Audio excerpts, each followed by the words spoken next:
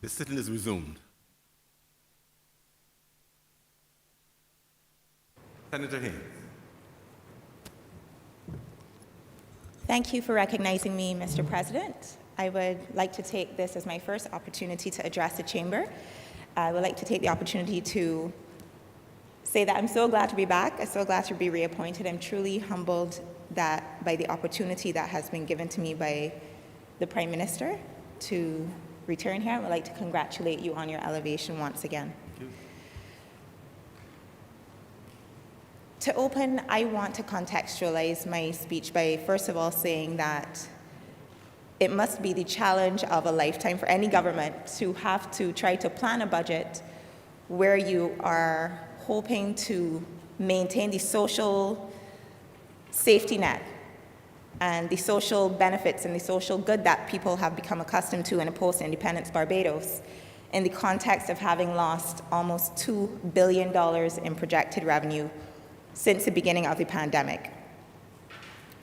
Gandhi said, all compromise is based on give and take, but he insisted that there can be no compromise on the fundamentals. Fundamentals that this government has aimed to protect in spite of the economic devastation include ensuring that over 60,000 Barbadians can continue to access free education from nursery right up to tertiary level. Fundamentals like our commitment to ensuring a cleaner and more efficient public transportation service by investing in 49 electric buses. And fundamentals like directing $42 million to the Household Mitigation Unit to ensuring that the most vulnerable families in this country do not fall through the cracks. I was most heartened by this particular announcement that came in the recent budget, and that was that there will be a removal of value-added tax from menstrual products, baby supplies, personal hygiene items. And this is something that's truly dear to my heart. I would like to believe that when VAT was first implemented, that this was something that was clearly overlooked, but it is said that women generally lead with more empathy and tend to consider a wider cross-section of the population. So I would like to commend the government for making the decision to make a call that will clearly impact every household in this country. A number of organizations, including Seroptimist, the Barbados Association of Endometriosis and Polycystic Ovarian Syndrome, the National Organization of Women, and my own Ladybox Project have been lobbying for a long time. And what the data is showing us is that, on average, every woman of reproductive age in this country, and there are about 60,000 Barbadians of reproductive age, are spending $28 a month trying to support their menstrual hygiene needs. Even more expensive than that are the cost of raising a small child, and I would know. The cost of Pampers, formula, and other essential baby items is quite prohibitive. And even as a professional working woman, it is not lost on me that it could be increasingly challenging, especially when we consider that during the course of the pandemic, women disproportionately were impacted by higher levels of unemployment. It's estimated that a woman who's working minimum age will have to spend roughly over 5 hours in order to make the money to cover her basic menstrual hygiene needs. Beyond the concept of period poverty, though, I believe that what needs to be addressed is that in all of these situations, if a woman has to consider between buying Pampers or Desitin or formula, when you consider what her wider living and social circumstances are, we need to kind of broaden the scope for supporting women in particular, especially considering how they've been disadvantaged during the time of the pandemic. Earlier, my colleague, Senator Boyce, would have spoken to the fact that it's World Down Syndrome Day, and I wanted to spend a little time focusing on the challenges that children with neurodevelopmental disorders face.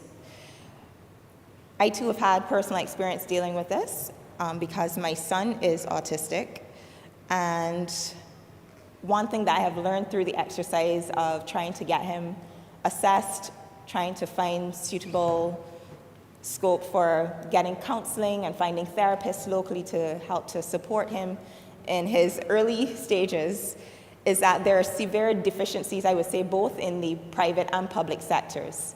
When we first noticed challenges with him, one of the first things was that he was starting to say simple words at around age 2, and it actually coincided with the start of the pandemic. Initially, we just supposed that perhaps perhaps it was related to the fact that he was not allowed to go to nursery at the time and he was at home a lot. But he started to lose his words gradually and just kind of retreated to himself and started using gesturing and not using any words at all.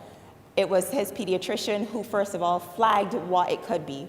And I think that for me, even as a physician by training, you don't want to believe that this could happen to your child, but we do need a wider public sensitization effort so that young parents can understand the signs to look for, because as with most conditions, earlier intervention usually tends to mean more successful outcomes.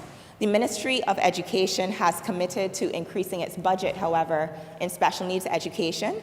They're sending about 15 teachers, I understand, to be taught intensively in a technique called TEACH, T-E-A-C, 2 H's, double H.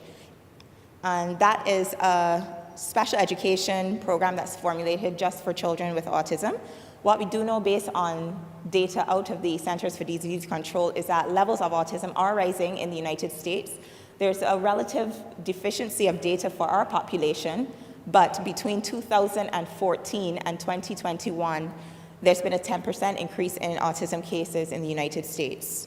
So the condition is on the rise, and it would require our heightened level of vigilance and awareness in order to ensure that these children can be supported and that they don't fall through the cracks, and that they can find a way to navigate life in a safe way, and that they can ultimately become productive citizens.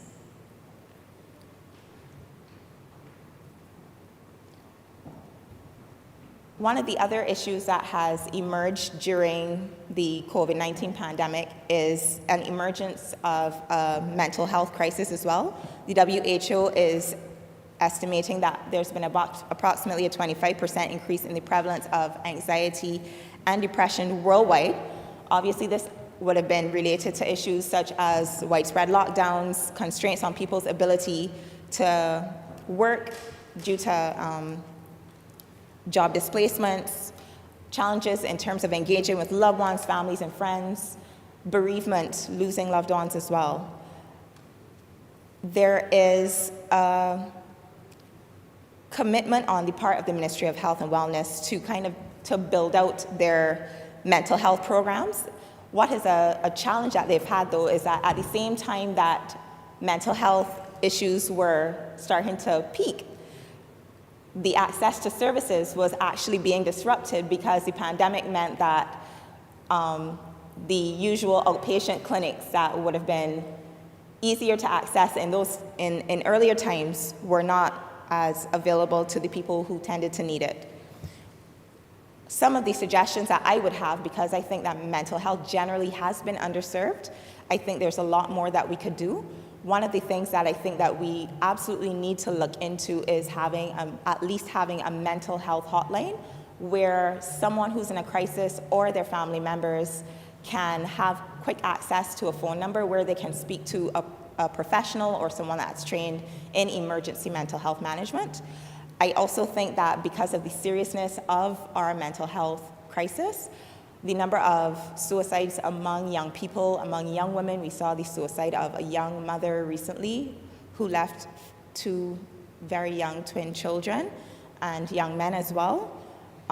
It is something that needs to be addressed. I do believe that similar to how we have signs up everywhere reminding people to wear masks, wash your hands, we could also have signs or infomercials where we're telling people as much as possible, pick up the phone, call a loved one, check in on them, get exercise, try to maintain a healthy sleep pattern if you can. These are simple measures that can be taken, but more comprehensively, I do believe that we need to look seriously at considering a national mental health policy. It's something that I think most people at some point of their life would have struggled with. Depression and anxiety go much deeper than just having a bad day, but considering how pervasive it is and considering that we're losing so many young people especially, and young people who have dependents to mental health issues, I do think that it is something that needs to be placed on the front burner. One other measure that I was very, very pleased with is the introduction, or the sweet drink tax, the tax on sugar sweetened beverages was introduced in 2015, but we have sought to increase the tax on sugar sweetened beverages. And some of the data that I found through the Heart and Stroke Foundation actually showed that when the 10% tax went on, the purchase of sugar sweetened beverages actually fell by roughly 4.7%, while simultaneously there was a commensurate increase in the sales of bottled water by about 7.5%, and other non-sugar sweetened beverages, those sales went up by about 5.2%. So as much as there's been quite a bit of concern in the public domain about the tax just being about the government making money, this is actually a part of our broader commitment to being proactive about reducing our NCD burden. You might be aware with the figures that are usually tossed about, which is that about 8 in every 10 deaths in Barbados is related to an NCD, and 1 in every 3 Barbadian children is either obese or overweight, predisposing them to non-communicable diseases in later life. This is something that we need to definitely put back on the front burner. When I first became a senator, myself and young diabetes advocate Crystal Boyer, we were recruited by the Heart and Stroke Foundation to do schools assemblies, where we would go into school halls on mornings and actually educate children on nutrition package labeling and generally trying to advise them, well, you know, kids of a certain age shouldn't have more than 10 grams of sugar a day. This is how much sugar is in this particular drink. This is how much sugar is in this particular drink. So you don't want to have 2 sets of fizzy drink per day. You want to cut back on that, maybe use it as a treat, or ideally not use it at all. But it's that kind of early intensive education of our young people in terms of their dietary habits and their lifestyle choices that's going to set the stage in years to come for ultimately a healthier population. Because when we consider the burden of disease in terms of productivity on a national level, in terms of early loss of life, people ending up on dialysis or losing limbs and therefore not being able to participate actively in the workforce, that is a challenge that I believe that this small but simple step will definitely help to bring some improvement to. But obviously, we need a whole of society, whole of government approach in trying to tackle an issue as broad in scope as our NCD problem. I can't speak about NCDs without touching a bit on agriculture. Obviously, during the pandemic, the calls have been there for we need to improve our food and nutrition security. The supply chain issues have been well documented, from trying to get ventilators to trying to get pharmaceuticals to trying to get different types of food. I remember friends complaining that their favorite brands of coffee were no longer available in the supermarket and that kind of thing. So it's more and more important, the kinds of relationships that we're seeing built in order to ensure that we have a consistent, healthy food supply. So the recently signed Brokopondo agreement and the agreements with Kenya in order to exchange technical expertise and so on in agriculture are really important. But the way that we farm also matters. I have been enlightened recently to something called regenerative agriculture. And it has convinced me that we have been doing it wrong all this time. So traditional techniques like tilling the soil and breaking it up actually leads to increased evaporation of water from the soil, increases your risk then that when the rain falls, that soil will become eroded. But what we have neglected to treat to is that soil is alive. So one interesting stat that I saw is that a handful of soil contains more living microorganisms than every human that has ever lived on the planet. And what these organisms are actually doing, they're actually responsible for drawing carbon dioxide out of our atmosphere. So since the start of the industrial age, over 1,000 gigatons of CO2 have been pumped into the planet's atmosphere. And that's responsible ultimately for the levels of global warming that are now there. Ultimately, there's been a major push to reduce CO2 emissions, but some quarters are saying the damage is already done. So there's a new type of thinking that speaks to something called carbon sequestration, where we're now seeing that if we can restore the planet's topsoil, it should actually, within about 20 years, start to cool the planet by drawing down some of what they call the carbon debt. So some of the CO2 that's been pumped into the atmosphere 50, 100 years ago, we can actually draw down by restoring topsoil. It sounds super simple, but one of the main ways that we can actually do this is by not tilling. There's a group in St. Andrew at Walker's Reserve, and they actually practice what's called regenerative agriculture. So they grow various types of crops together. When it's done in other countries, what they do is allow the cows to graze the fields, and you plant trees and different crops, and everything is basically up together. It's called a food forest of sorts. But that way you actually save and preserve the soil. So recently, some of you might have seen that Masha Montano was here with Sadhguru, and they had signed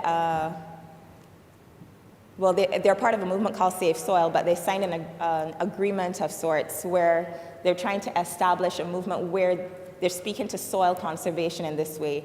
And an island as small as Barbados, we don't know how impactful it's going to be, but I think it's a major statement that we're not just asking industrialized nations to make that step, but we're demonstrating that in whatever small way that we're serious about the environment and about conservation. Now, to delve into health a little more, I wanted to speak to a couple of issues, including, first of all, COVID. We can't have a conversation about health right now without addressing COVID. The level of investment that has had to be made between setting up Harrison's Point and the other isolation facilities has been significant. One of the things that it has actually done is that it has hampered access to other health services. So one of the concerns that the general public is continuing to speak about are delays and wait times when they go to clinic or being rescheduled from clinic, surgical wait times. But it has to be contextualized in terms of what we've been facing for the last while. I think that Senator Maynard's points were very well made in terms of we have some very highly qualified and highly skilled medical professionals working at the hospital, and we need to recapitalize the QEH so that those persons have what they need to do their work. I know that efforts have been underway to reduce cardiac deaths. The ambulances have been equipped with things including an auto pulse. They've trained the EMTs in newer up-to-date techniques in terms of cardiac life support, and live information can be shared from the ambulances live and direct to the cardiac suite and to the emergency room at the hospital. But ultimately, I think that you want to make the investments there, of course, but if we can save in 10, 15, 20 years by ensuring that ultimately we have a healthier population through healthier nutrition, greater physical activity, that is definitely the way that we want to go. So I think that even the decision to appoint a special minister assigned with a particular focus on NCDs and the QEH was a clear indication of the direction that we want to take it. With regards to wait times as well, what is not recognized by a lot of people is that it's challenging to manage beds. Unless there are beds upstairs, we can't move patients' admissions up from the emergency room to medical, surgical, pediatric floors. One of the challenges that we're having is that there are elderly for cares, basically old people who presented with perhaps a medical issue but have ultimately recovered and no one has come back for them. On any given day, there could be about 30 elderly or young for cares who are taking up bed space. It's not their fault, it's just what it is. But efforts are actually underway. I understand that there's a facility being renovated in St. Lucie that they're going to try to seek to transfer some of these patients out to in order to alleviate some of the bed management situation at the hospital. So hopefully once that is in place, we'll see a better throughput of patients in the A&E. Sometimes people are also waiting for diagnostics to come through, waiting to see a specialist, and so on. So just to offer a bit of clarity there, obviously we've heard of the plans as well to build out a new geriatric hospital. The current geriatric hospital has a bed capacity of about 278, while the new facility will have about 400 beds. So with the understanding that we're going through a demographic shift, we understand we're having an aging population, and this is going to become more and more of an issue over time. I think it's very forward-thinking to make those preparations from now, and I will extend the call that I heard from someone in the Well of Parliament to encourage any of my colleagues who want to specialize in geriatric medicine to make that call now.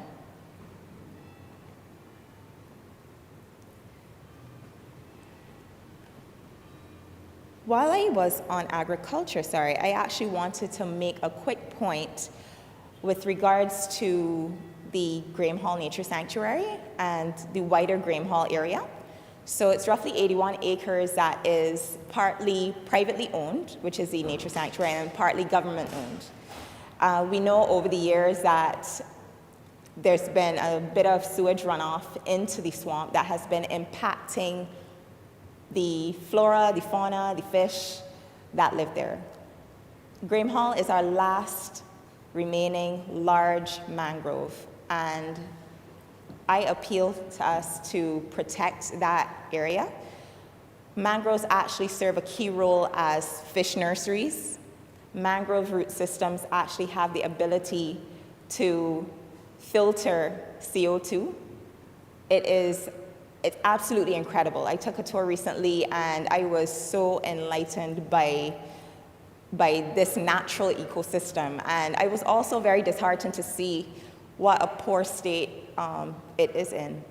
And I think that there's a lot more that we could do to protect our natural environment in a way that benefits not just the fish and the birds, but also could be a wonderful attraction for tourists if you want to look at it from an economic standpoint. But how we treat our natural heritage, I think, is absolutely vital. And it reflects on us. I am going to conclude at this point, Mr. President. I thank you for your indulgence. Thank you very much, Senator Dr. Hayes. Senator Dr. Mulroney. Thank you, Mr. President, for acknowledging me and providing me with the opportunity to speak in this honorable chamber. It is my maiden speech, so let me say that I look forward to the opportunity to make tangible contributions to what we will be doing here as part of the national project. I also want to say that I look forward to the dialogue and cooperation that will happen in this chamber amongst colleagues from both sides. And I say that with truth, because as a political scientist with a particular orientation, I do not step away from the trust of debate and different perspectives. I believe that particularly now as we are in this moment, we, the country, needs all of the voices and the different perspectives that are going to be important in order for us to be able to move again on this national project. We may not necessarily all agree, but the fact that all ideas and perspectives contend in this chamber will suggest, again, that we are contributing to the tangible nature of a good democracy. Mr. President, I think that everything that we've said over the last couple of days, Friday and even today, suggests that there is some consensus that Barbados is at a particular moment. It is a particular moment, and I heard one of the senators, the colleagues indicate, not of our making. Yeah? We have found ourselves in the flux of a particular set of circumstances. Many of them, again, not of our own making, many of them due to endogenous things, but also as well exogenous factors as well. The notion that when the world sneezes, Barbados will catch a cold, perhaps in the context of COVID was almost literal, but in truth, it speaks again to the nature of our insertion in the world economy.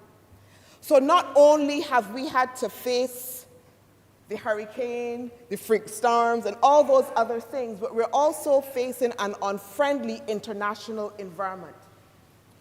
I hope that we have not forgotten that it was in the midst of the COVID-19 pandemic in October of 2020, as we were trying to recover, that we were unfairly blacklisted by the EU for a historical period 2015 to 2018, even though the country was adjudged as being partially compliant in 3 of the 10 areas, meaning we were compliant in 7 and blacklisted in 3.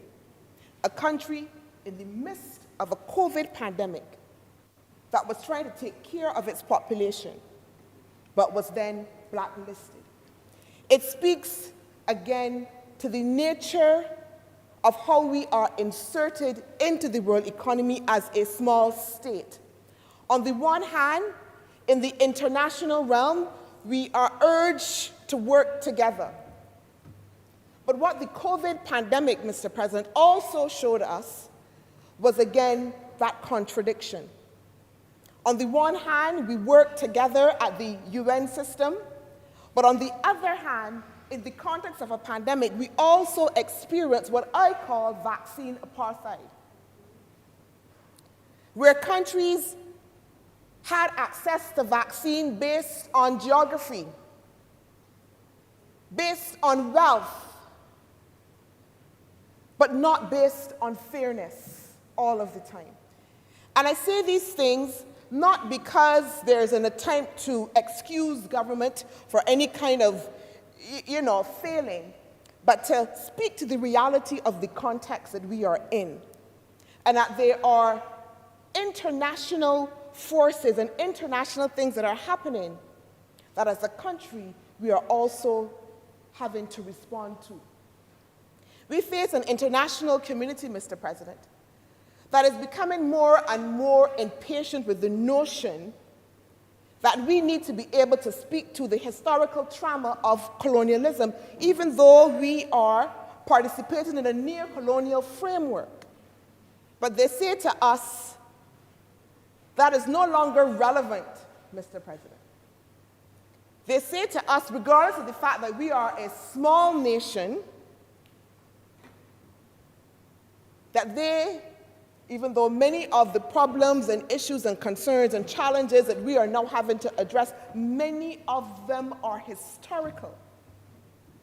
And whereas before we could look to the international community for assistance, they tell us that those arguments are no longer relevant. So that in the context even of the European Union, again, and not picking on them,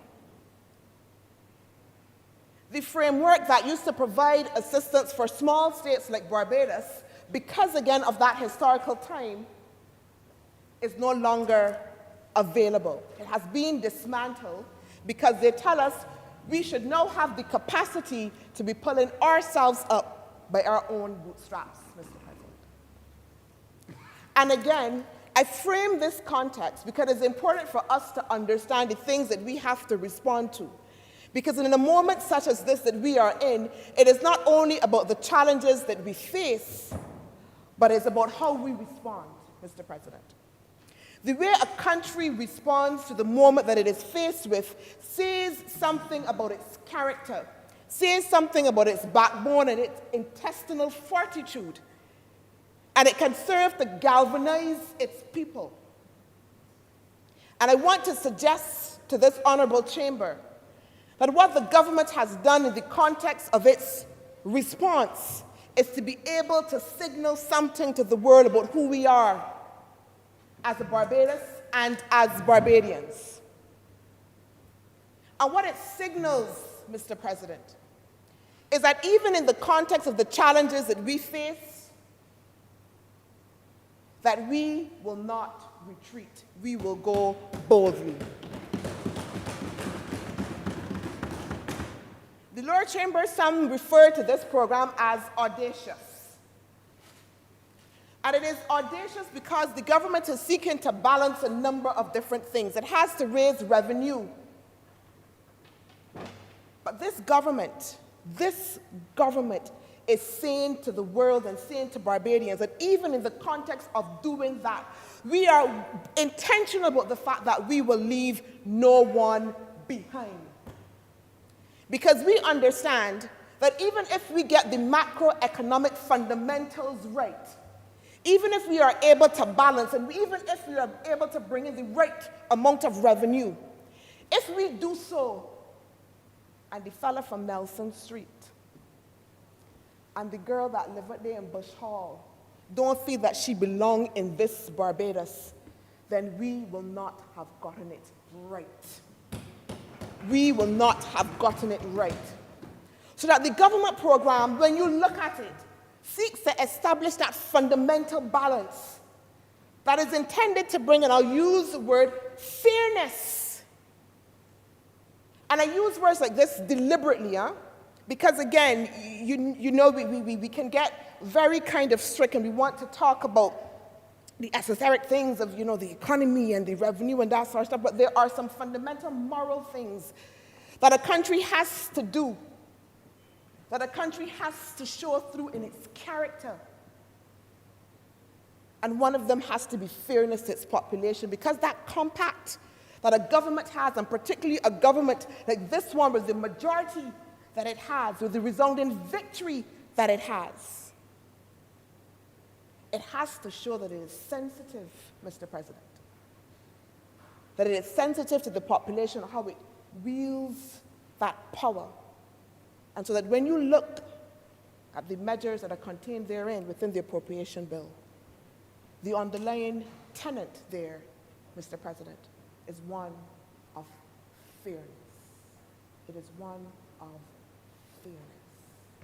Yeah. That notion that we leave no one behind is a notion that the international community has come around to in the context of the Sustainable Development Goals. And it's a notion that recognizes that sustainable development, again, is not only about the macroeconomics, but that development is nuanced. And that therefore the treatment of it needs to be nuanced. You can't take care of one end without taking care of the other. Whether it's the environment, it's the people, it's the economy, everything works together. And that there must be a balance. And so that, Mr. President, underlying, again, and I talked about that response and what it shows in the character and the intestinal fortitude of a government, in its response, we have some principles that are emerging, and I spoke to one which is about fairness. But I also want to speak to another principle that the government is moving to, and it's shown in the context of the measures within the appropriation bill, and that is transparency. There was a discussion, I believe on Friday, that asks us, in the context of the budget, where are the clear outputs? Where are the objectives? How do we know that the government is spending the money? How will we know, Mr. President, that we have achieved a particular goal. And I want to say that this is something that the government is working hard. If you look within the estimates, you would notice that the government is intending to establish a department called Commitment for Results, CFR, Commitment for Results. And that name says something. The Commitment for Results is a framework that the government is putting in place in order to ensure that the public service identifies its key objectives, its output, essentially its KPIs, and that government departments will have to, because we have institutionalized the CFR process within the government framework, and more importantly, within the estimates framework. So it means that in the context of the preparation of budgets for the estimates from now on, the Cabinet has agreed that we will make changes to the Public Finance Act 2019 to make it mandatory that all government departments, even including SOEs, once they receive funding from government, must use the CFR framework in order to prepare their estimates. And further, if that was it, Mr. President, we could drop the mic and go along. But further to that, the government will ensure that these CFRs are made public. You don't have to wait until the estimates debate. You will not have to wait until the estimates debate, Mr. President. The public will be able to have sight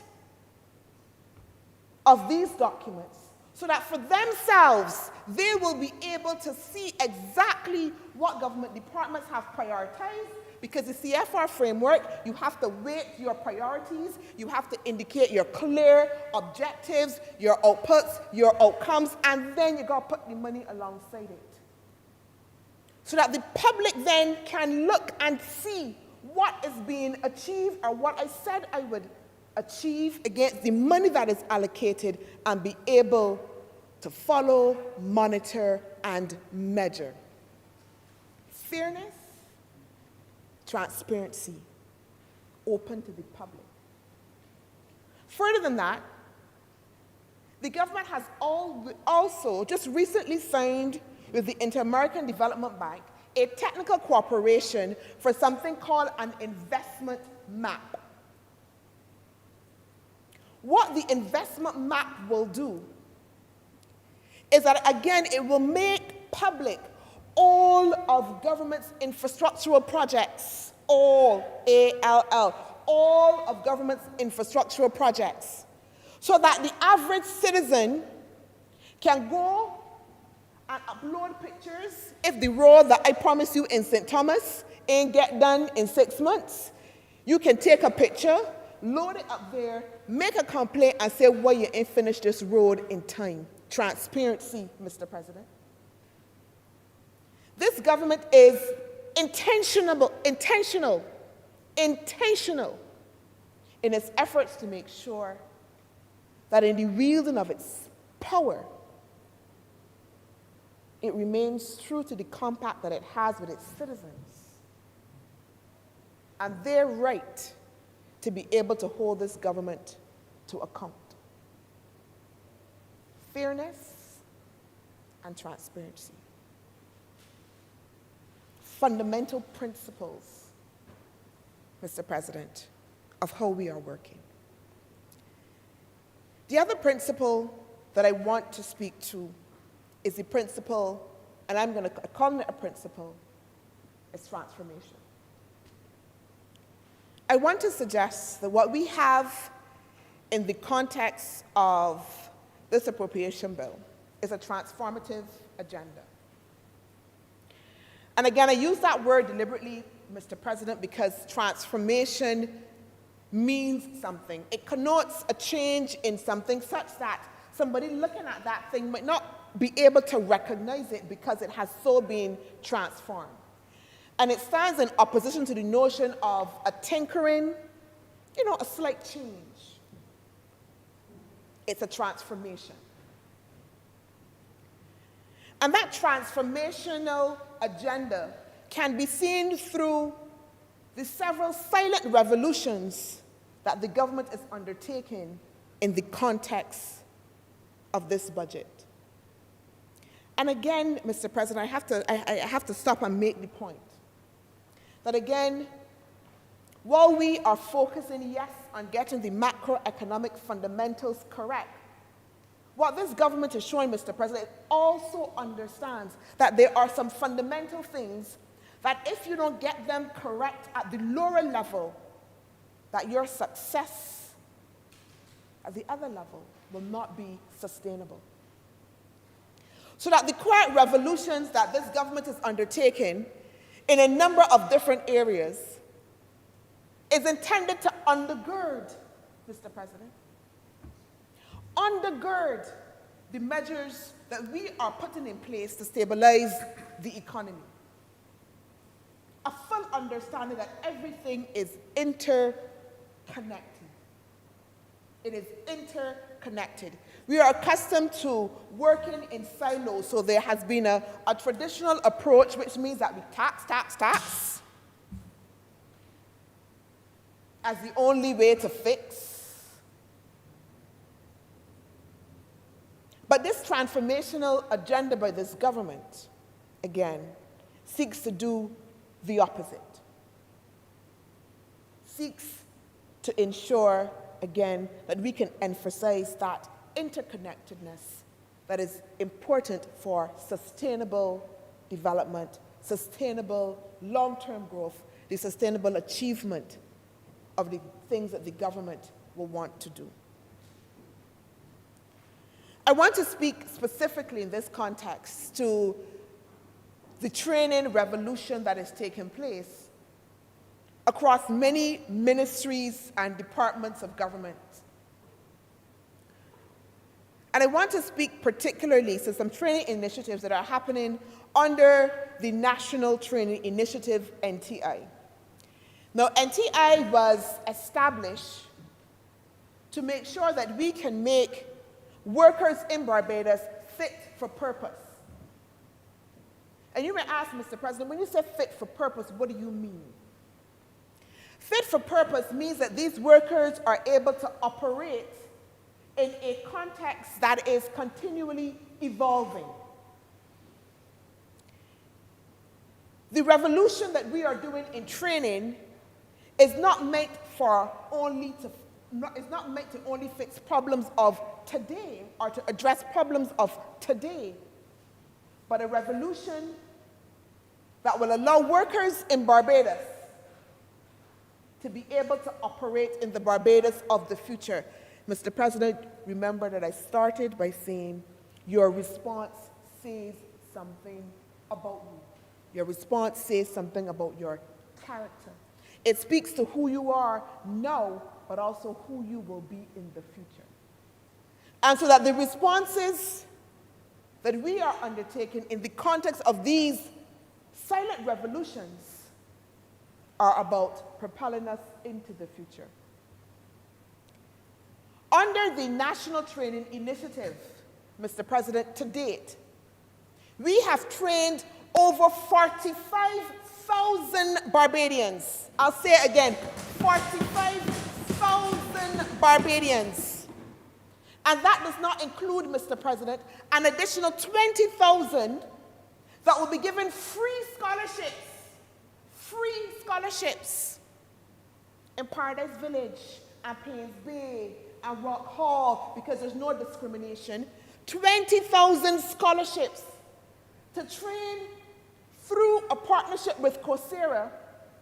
And I must say, Mr. President, I've got to take a few minutes here, because Coursera has linkages with some of the top universities all over, Harvard, whatever. And so that it means then that Barbadians who perhaps were not at the time able to get the academics correct have an opportunity through the NTI, through these scholarships, to then go to some of the top universities. It is equalizing opportunities in Barbados. what we are doing is not for now. We are preparing for the future. This government is full aware that when you invest in training, you might not see the results now. You're going to see those results later. But we do it anyhow because it's a transformational agenda. Under the NTI, as I said, 45,000 trained, Mr. President, over $6.2 million worth of training, $6.2 million. Free courses across. Under that program, over 2,000 hotel workers have been trained across 57 properties in areas designed to not only propel them, but propel the tourism sector, to prepare it for growth and for change. Under that NTI program, opportunities in the creative sector. And again, sometimes when we talk about training, you know, we think that people going into a little classroom, they can sit down. No. What NTI does is make sure that we use new technologies and new ways of learning that are adapted specifically for the learners that we have. And so that the courses are offered online and you get credit for them immediately and offered in tranches that make them relevant and user-friendly, Mr. President. And I want to emphasize here that one of the courses that is offered specifically on the NTI platform is a course in civics. And it may surprise us, Mr. President, to note that that is one of the most subscribed courses that is offered because Barbadians want to understand how this country runs and where they find themselves situated in it. Over 13,000 persons subscribing to a course online in civics. And areas relevant, Mr. President, financial management, occupational safety. We are talking about the sewing and the, no offense to anybody who, I can't sew, so I may not think that is relevant, Mr. President. So I don't want to insult anybody. But we're talking about new areas of economic activity, that this government is being intentional in making sure that citizens are trained. I'm going to say that again, intentional, because we haven't done it by accident. The partnership with Compulsory wasn't an accident. It was deliberate, because we understand that the transformational agenda was not for now, Mr. President. It is for the future. And again, if all I did was talk about the training that we are offering under NTI, I could sit down and go home. But if I begin to talk about the training that is happening again across all the ministries and departments of this government, then you would have to know that this government understands fundamentally that training and preparation for its workforce is critical. It's critical to the national project that we are doing. And Mr. President, I can't start to calling the ministry names because I don't know if there's anything in the standing orders that can help protect me from my colleagues in cabinet when they start to buff me and tell me that I ain't mentioned them. So I don't want to start to call names of ministries that are also offering training, but just to say that right across ministry departments, again, being intentional.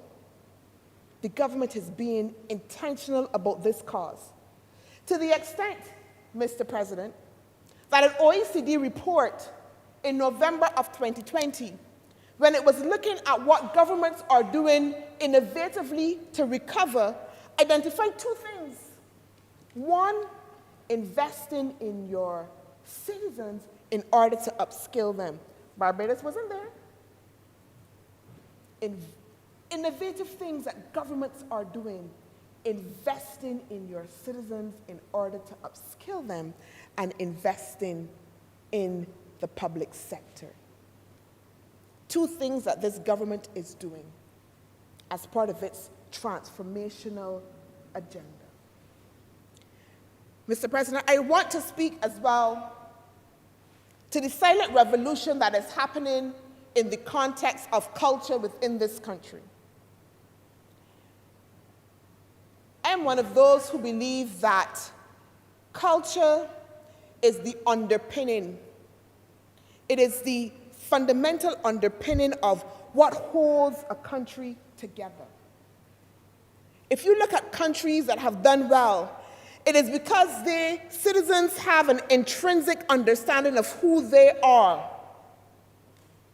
So that when they come and they face a challenge, the citizens in the country respond in a way and you know that is that country. And you can hear a resounding sound that comes from that country that says, these people are of one voice and are of one mind. Those countries that are failing, it is where the culture is beginning to unravel and there's no longer a consensus of what holds the country together. What this government is seeking to do is to ensure that we once again solidify, rebuild, revitalize that cultural ethos in the people of Barbados. We can get, Mr. President, I keep repeating it, all of the macro fundamentals correct. We can raise all of the revenue. We can come back from the brink. But if we do not pay attention to the people, if we do not pay attention to those things that hold us together, that bind us together, it will unravel. So that the cultural revolution that is intended by this government is not about bacchanalia. It ain't about crop over, Mr. President. As much as those things are important, we're talking about a holistic cultural revolution that seeks to reposition history. Seeks to reposition history, Mr. President. And sometimes we don't like to hear about it because history is painful. But history is also what reminds us and what will inform us of the things that we ought to be careful of, and also frame where we should hang our hat in the future. So that the cultural revolution that this government is going to be able, that this government is not going to be able, that this government is undertaking, is intended to ensure that Barbadians have a sense of pride, have a sense of pride in who they are and their history as well. Our history has been framed by history books, which will have us as victims on many levels. And while that might be true, there are also stories of victories and successes and things that we have conquered. And the Cultural Revolution will allow us to also raise them to high esteem as well. It is for this reason that this government has been intentional about the relationship that it's building in Africa. And some, if you are short-sighted, will look at that and say it's just trips. But that is for the short-sighted, Mr. President. And we don't have many of those in Barbados because Barbadians understand fundamentally, Mr. President, that the linkage with Africa is about reframing and reigniting what we are doing in Ghana, for instance. Is fundamental in relation to our culture and the reframing of our history. We are reclaiming those bonds. And not only from the historical perspective, but we are creating new ones, Mr. President. The division of culture will very soon be signing an MOU with the Ministry of Culture in Ghana, because we understand that there are things that we have that are so familiar and similar. There are people who have said to me that they've been to Ghana and they thought they were just walking in any district in Barbados. So that MOU will allow us to be able to further explore those ties and those bonds. Mr. President, there are plans to twin Spikestown with Cape Coast. Again, because of the history that is there between those two countries, Mr. President. MOUs are being signed with the Ministry of Agriculture from Barbados and the ministry in Ghana. There are planned exports of products, Mr. President, planned airlift, the cultural revolution, the transformation that this government is on, Mr. President, is not only about now, but about the future. Generations of Barbadians will look on at what we are doing now and be able to benefit. But I've talked about Ghana, Mr. President, what it is that we are doing at home. In the spirit of reframing that cultural heritage and the strength of culture in Barbados, we are grounding the Crop Over Festival in a season of emancipation. In a season of emancipation, so that Barbadians can be reminded that Crop Over is not only about the whining and the drinking, but that there was a historical reason for the crop being done. So that the raising of the hands can have meaning. And that the season of emancipation takes Barbadians on a journey to remember all of the significant moments that have shaped and forged this country, Mr. President. And you would think that something like that is simple. A few events here, a few events there, when they call it season of emancipation, a long march here and a long march there. But Mr. President, anybody who says that underestimates the value of a people that have a sense of belonging. They underestimate the value of a people who know implicitly who they are, Mr. President. And so that the cultural revolution that we are intending to take this country on will allow us to be able to build out the creative economy, will allow us to provide space for creatives in this country to be able to blossom. One of the pet projects that, as I've come into, and I'm calling it a pet project, I've not been there long, but it's a pet project to me, is the Rock Hall Freedom Park, Mr. President. And very soon, in the middle of April, actually it will be one of the signal events in the season of emancipation, we will be launching the second phase of the Rock Hall Freedom Park. And I signal that out, Mr. President, as a pet project, because we are intending within the division to make that an example of community tourism. Because when we talk about culture, in many respects, we also talk about tourism. And some people would suggest, oh, that all we want to do is make money and, export it and have the tourists come, etc. But we are intending to build out an authentic story of Barbadian culture that Barbadians own. I can say it again, that Barbadians own and participate in. The new culture tourism milieu is not about tourists coming here and going to hotels and getting in a bus and driving around and saying, "Woohoo, that looks pretty."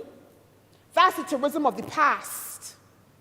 The transformational agenda that we are doing in the context of culture intends to ground it within the communities of Barbados. And so that the Rock Hall Freedom Park, the vision for that is that it becomes community-owned. That it's not something that people descend on and take out, but that it will benefit the community directly. An exemplar for community tourism. We're transforming the nature of tourism that we had before, Mr. President. It is a transformational agenda such that the thing will look different, that you don't know what it was before. I can talk about the fact that we are developing a national register of significant places so that the homes and communities of Barbados past can be preserved, that we can collect the stories, Mr. President, so that those stories are not lost. The Cultural Revolution is about tying us to the past as we move forward. So that national register, Mr. President, will allow us to ensure that in 20, 30 years' time, my grandchildren and great-grandchildren, God willing, God willing, will be able to have that history at their fingertips and be able to look back and say, this is where this was. This is where Grantley Adams lived. This is where Archival lived. This is where Sagari lived, because we're also doing it as well for all of the national heroes, so that we have students from the university going out into communities and collecting these stories together, Mr. President. We're doing it differently. It's a transformational agenda so that the benefit is shared. The benefit is shared. Mr. President, I also want to speak to the agenda that the government is doing that is also about modernization, and it's extremely important. Because I believe that this is also one of the important areas that undergirds how the government is working, how the government is intending to move forward and move this country forward. And when we talk about modernization, we often sometimes mean a repudiation of everything that is past for something that is necessarily new. And the modernization of the agenda of the government is not intended necessarily to repudiate everything, but it is to build on what we have to improve it. We heard questions this morning about efficiency and how we will be able to either access information and have decisions made in a timely manner. The modernization agenda is intended, and I hope you're following me, Mr. President, with the thread that I am making, is the response that will tell people about who we are now, but also in the future. We're building a transformational agenda. We're changing the thing. So that the intent of the modernization agenda is to ensure that we can enhance the functioning of the government as a whole for the benefit of people, so that the interface is easier, so that people can have access. It is for this reason why we have a dedicated senior minister within the Prime Minister's office responsible for infrastructure, so that all of the projects that the government is intended to roll out can be done efficiently, Mr. President. And that senior minister is responsible for working with the Town and Country Planning Department to work through the kinks, to try to make sure the process moves as efficiently and as quickly as it should in order that we can be able to progress. It's like building planks. One minister whose day-to-day job for infrastructure is lifting that thing up so that it can be propelled forward. That's one plank. That's one plank in the modernization journey. The other plank, as my colleague spoke to, is the fact that we are digitizing records across ministries. And again, people who do not understand that agenda may just say, oh, they can just put some records here. What do I mean? But if you can understand that when you digitize these records, it makes them more accessible. Modernization, we come back to that principle also of transparency. Because if they're more accessible, they're not only accessible to the public servants who need them, but then they can become accessible to the public as well. The modernization agenda, changing the thing, transformation such that you cannot necessarily tell what it looked like originally. It is those threads, Mr. President, that are fundamentally important. And this digitization agenda that is happening in terms of the records, again, are about ensuring efficiency and effectiveness. And the government is engaging, again, technical cooperation, being intentional about it, not just saying it because we're accustomed to saying it. We talk about the implementation deficit. Good ideas, good ideas, Mr. President, with poor execution. This government is being intentional about the things that it's saying that it will do. On the one hand, here, we have the things that we say that we will do. On the other hand, we have the implementation. And we have a cabinet and a government that is organized, leaner to be able to deliver. And that is how we are going to be held accountable. The extent that we are able to deliver, Mr. President.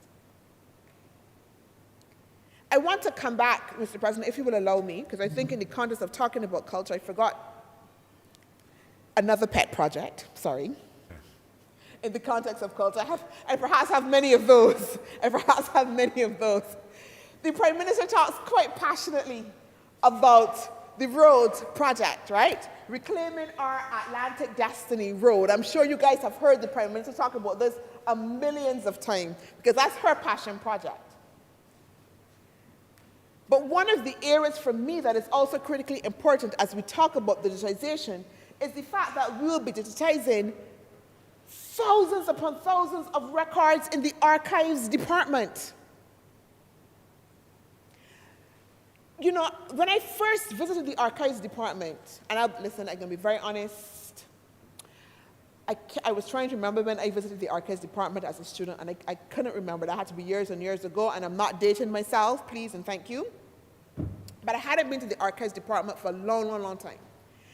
And I was amazed at the millions of records in that archives department, Mr. President, and to learn that there are countries, even countries in Africa, who have lost their historical records, who are now coming to the archives department in Barbados to see what we have. And through the process of digitizing them, we are then creating another kind of economy, an archival economy, Mr. President. An archival economy, so that we are building different layers. And in that effort, we are also preserving our history. We are also preserving our history, Mr. President. Finally, Mr. President, I want to close by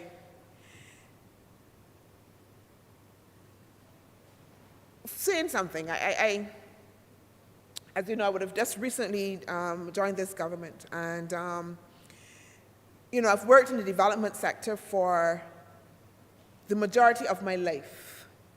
And so advocacy and the issues of women and young people and the issues of empowerment have been issues that I have worked all my life on in terms of ensuring and advocating for. And I must say without reserve, and anybody who knows me know that I am not effusive with praise just because, yeah? That I am proud to be part of a government that in the context of its estimates and revenue expenditure was able to look and say, we are not just, again, about applying whole of country approaches, but we will look and see those within our population that are the most vulnerable. And Senator Haynes talked about it, but I'm just re-emphasizing. That a government will look and understand that there's something vulnerable about girls and women and taking care of those fundamental things that are important for them. That a government will look and say, let's look at the issue of NCDs. Being intentional about development. Being intentional about its people. Being intentional that no one is left behind in this national project, Mr. President.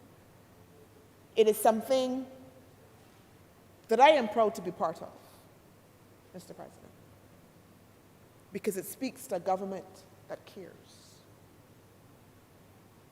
And in this world, caring is not something that comes easy anymore. We are about the individual, the self, how will we attain? So a government that not only says that it cares, but shows that it cares by what it does, is one that we should hold in high esteem. Mr. President, I thank you. Thank you very much, Dr. Honourable Knight. Senator Kevin Boyce.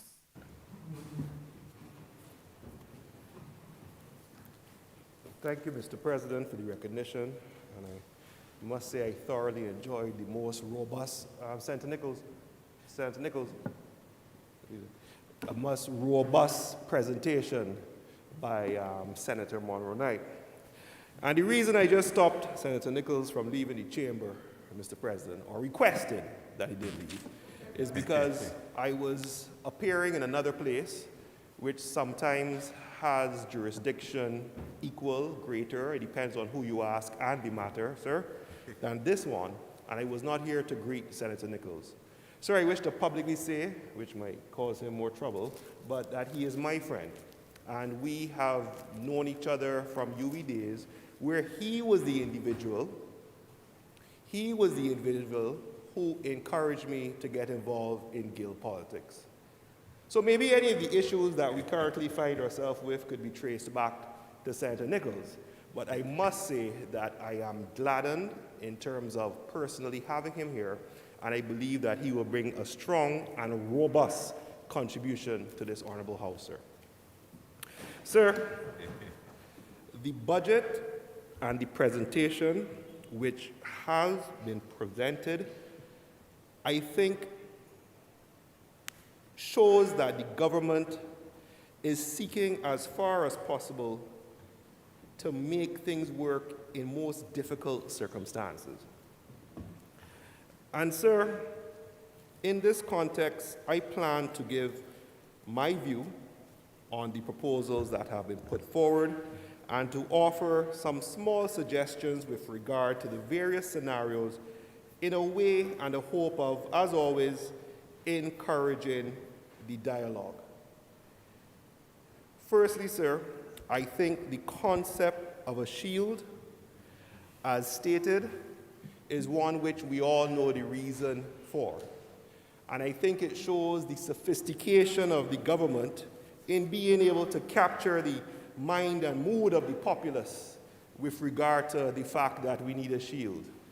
Certainly in these times, sir, unprecedented as some would say all times are, the concept of taking protective mechanisms it is understood, sir. And taking the protective mechanism which seeks to protect the less fortunate is always an ideal for which we should strive for. In so doing, sir, we need to recognize that unless there is a certain appreciation for social responsibility,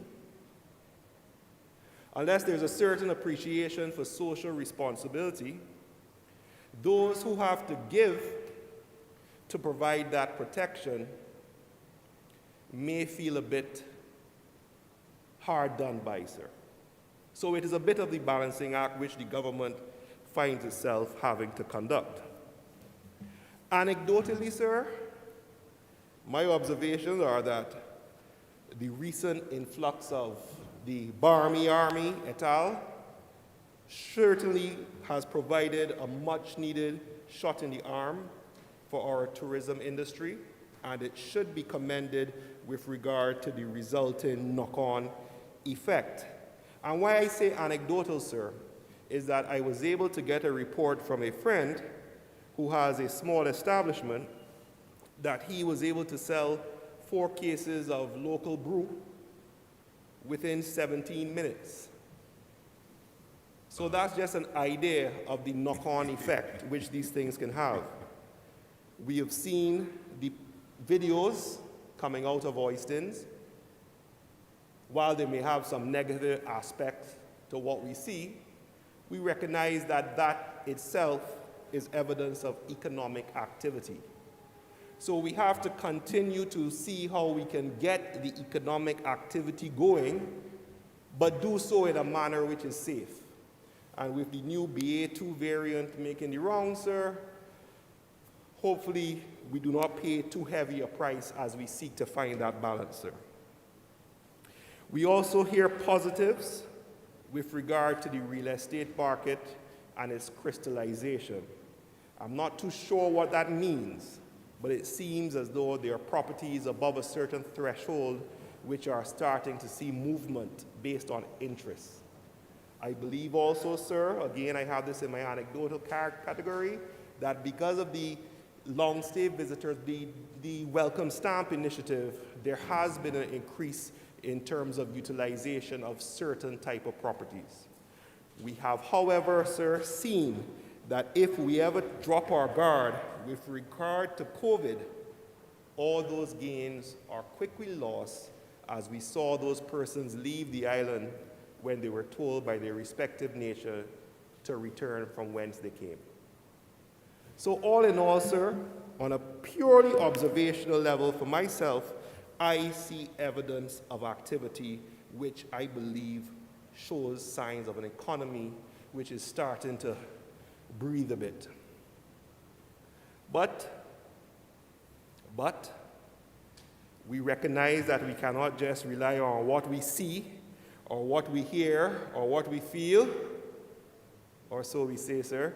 So we look at the metrics. And what do the metrics tell us in terms of the picture which is painted? We have GDP growth up to 1.4%, and coming from a negative 14, well, that has to be a positive, sir. We have inflation at 3.2% with a projection to push, so we keep our eye on that. We have unemployment down from 17.9 to 12.4. Some will say, well, you shouldn't feel good about 12.4 unemployment, but coming from 17.9, sir, I think you're entitled to feel good about it. Gross public sector debt is up at 136%, getting a bit tight in that regard, sir. And import cover, which I think we famously started to measure some time back, is at 40 weeks. That cover, however, is funded by borrowings. However, the borrowings are at very good rates. We recognize the cause and effect of that. Importantly, sir, our credit rating remains stable. And all things considered, I believe that these efforts, or the efforts which resulted in these things being the way they are, should be recognized and commended.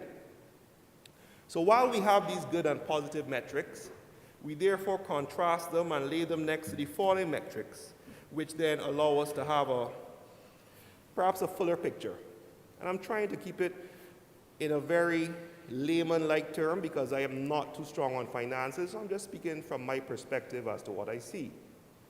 In this regard, sir, the following metrics are the arrivals, which I believe that Senator Cummings, Minister Cummings would have laid out the reasons for and how they plan to build that back up, indicating the heavy hit that was done because of COVID, sir. We have a 1% primary deficit, which we have to fill, and of course the $600 million in taxes, in which were lost because of COVID, and COVID expenses of some $390 million, sir. Recognizing, sir, and it was interesting to hear that the government knows that this is the scenario and is taking active steps to resolve the issues. And of course, it's not just about the metrics, but how we stay together as a society. I wouldn't take debate, sir. Now, in this regard, I believe that that is how we find ourselves with talk of a shield. So we recognize that we are in a position where the economy is starting to show some signs, but we do have some worrisome metrics which we have to be able to address. We have to protect the less fortunate amongst us, so therefore we have to create this concept of a shield. And it's stated under the shield of the government program was, of course, the expansion of the NIS, the BEST program with regard to the hotels. The question remains, and I'm looking forward, because I know Minister Cummings will hold them to the task with the KPI performance, the returns of these initiatives, sir. So we heard Minister Monroe Knight speak about that as well, sir. So these investments which are being put forward, we will hopefully see the returns and a measurable metric with regard to the expenses which are being laid forward. And then, of course, sir, we have the household mitigation efforts which are being stepped. So this is the shield which is contemplated, and let's hope that it works. So, sir, I did a little exercise after all the metrics and what I observed, what I felt, to actually break the different policies, to break the different proposals which will be coming into separate categories. And I'm keeping it simple, sir. I call it a give and a take, sir. A caress and a clout, sir. Breaking it down, a horse and a carrot, sir. In terms of seeking to describe what the budget does, the different steps that they're taking, and how we can categorize them. Because at the end of the day, it's all about finding that balance. So, sir, under the take category, because you always start with the bad news and then let's go to the good. So we start with the take. We have the levy and the hot topic. The levy is not a tax. We have the levy on the commercial business of banks and insurance companies. This has generated rigorous debate back and forth. The aim is, for my part, that this not be passed on to consumers, and of course it must raise a question of whether or not it constitutes indirect taxation. Time will tell, and hopefully our esteemed agents at the BRA are able to keep vigilant tabs on what is being done.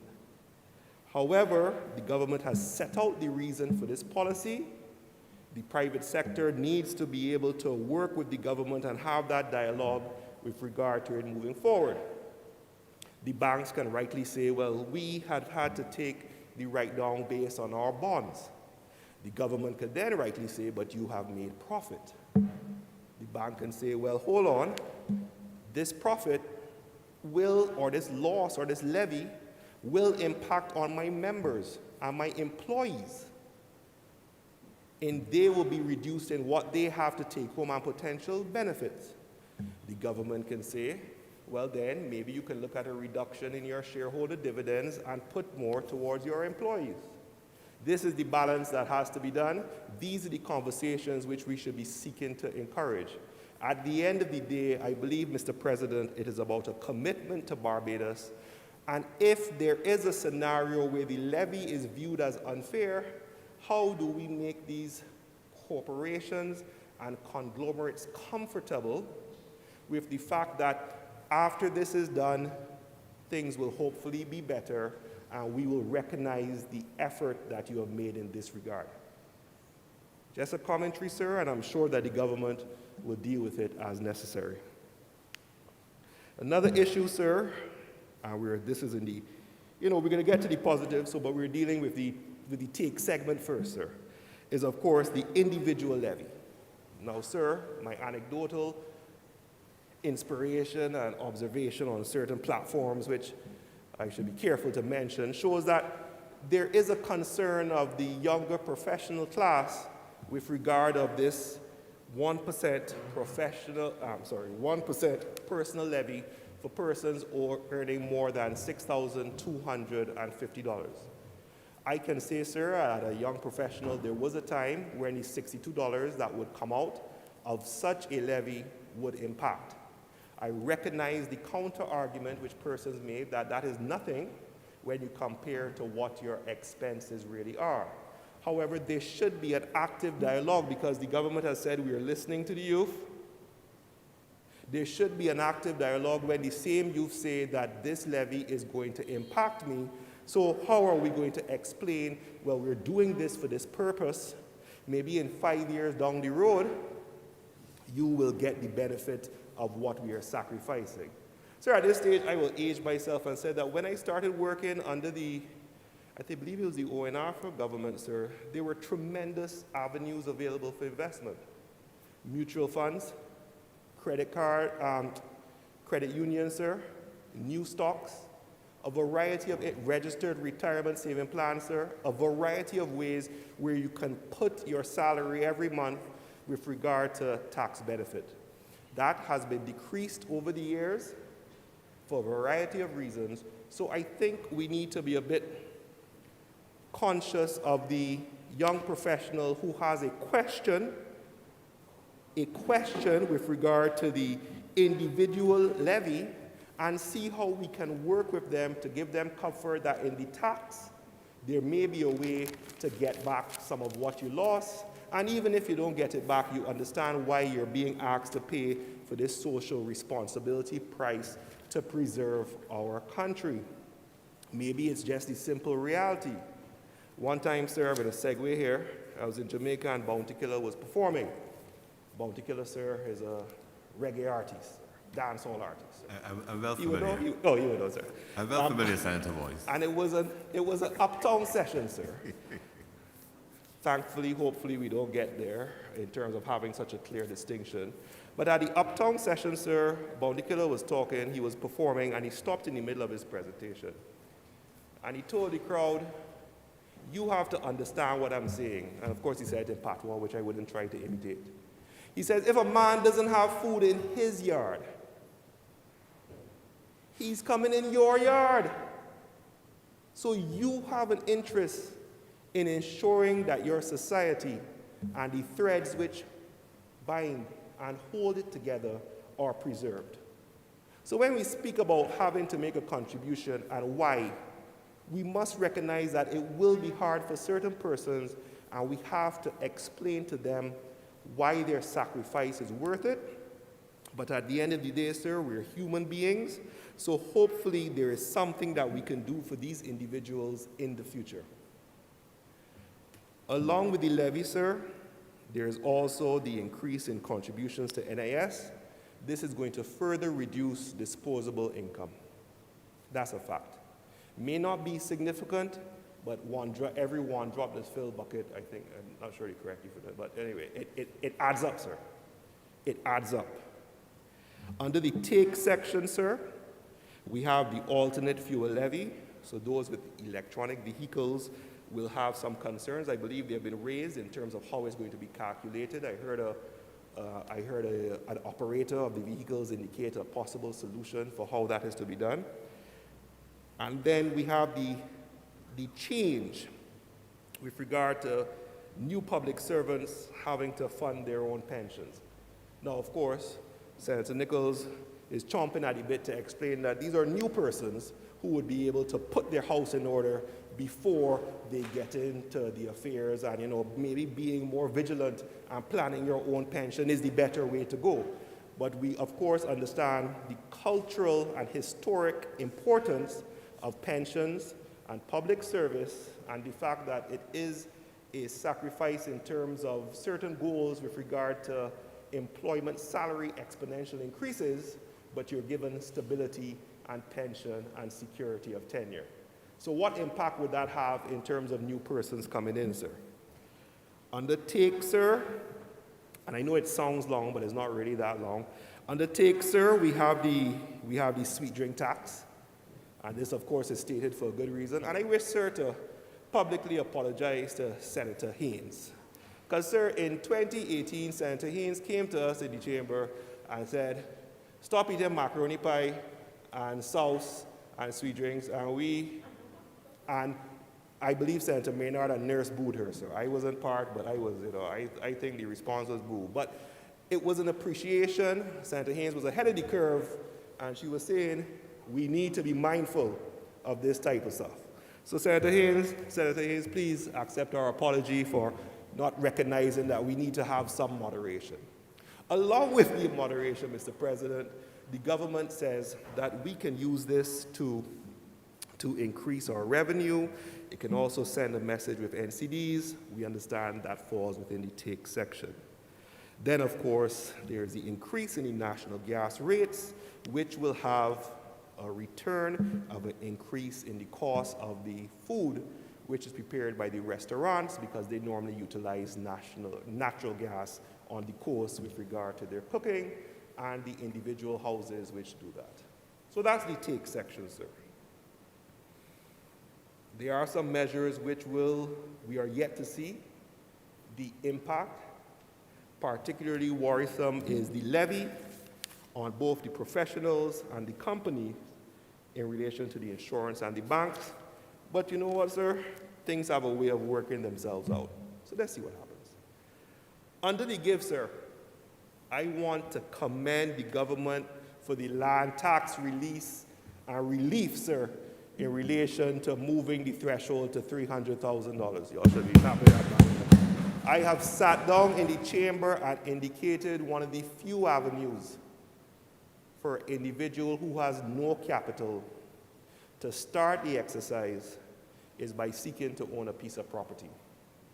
I have indicated previously, sir, that the land tax currently is almost punitive and almost sends a message to you like, how dare you try to change your means? This, I think, is a tremendous step in the right direction, sir. It was a promise made during the campaign, sir. You're listening, independently listening to the promise that was made, and the promise has been clearly implemented, sir. Now, sir, I would offer one caveat. This is a reevaluation year. So the value that you feel your property has, I'm sorry, Senator, I'm sorry. The value that your property currently has for 2022 may have a different value in 22, 23, but I am going to take it at face value, and I'm commending the government for this maneuver. Sir, under the give section, the water rate decrease for farmers, excellent move. I've reached out to one or two who I know personally, and it is expected to have, hopefully, a knock-on decrease in agricultural production costs. Public officer loan for electronic vehicles should spur the market on and give the public officers a much-needed give, sir. And that is something which, with the environment and everything considered, I believe will be hastily accepted. It was a bit unclear whether the loan applied for strictly electronic or hybrid, but I believe that will be explained in the necessary responses. Sir, the removal of VAT on personal critical care items, that is a tremendous gesture, should be applauded, and is practical. Again, we have noted Senator Haynes' effort with regard to the Pink Lady Project or Lady Box Project, and these are the things which shows that the government is aware that where they can help, they will. but that comes with an understanding of the trade-off. If I am saying that I am providing sanitary care, I need to have persons appreciate the argument as to why. And that's where the education comes in with regard to the messaging. And that's why the dialogue is so important. You'll keep it, that's my theme for this session, sir, dialogue, sir. Now, so there's some, and that is in the give category, 5 items, and there's some which I've put within the middle because I've not really understood as to where they will fall, but I believe let's call them stabilization measures. Under the stabilization measures, sir, we have the gas being capped at $3.99. Now, the fact is, sir, the year opened at oil at $76 a barrel, and now it's at $123. At a time, sir, the same youth in Barbados were planning to protest the $3.99, but now all of a sudden the $3.99 looks very good. Perspective, sir. Perspective. Another stabilization measure, sir, is the custom duty on containers and the restriction of capping that fee with regard to the import on the full container price. This hopefully would lead to a resulting stabilizing of import costs, and it is hoped that those savings will be passed on even as a temporary measure. So I put those within the stabilization segment, sir. So, sir, in terms of the give and take, I will say that it's a balanced-up approach. The take, however, while balanced, is disproportionately on those who can give more. And while that is equitable, we need to be careful that we get them on board as to why they're being asked to give so much. There's only so much give that a person has, sir. There's only so much give.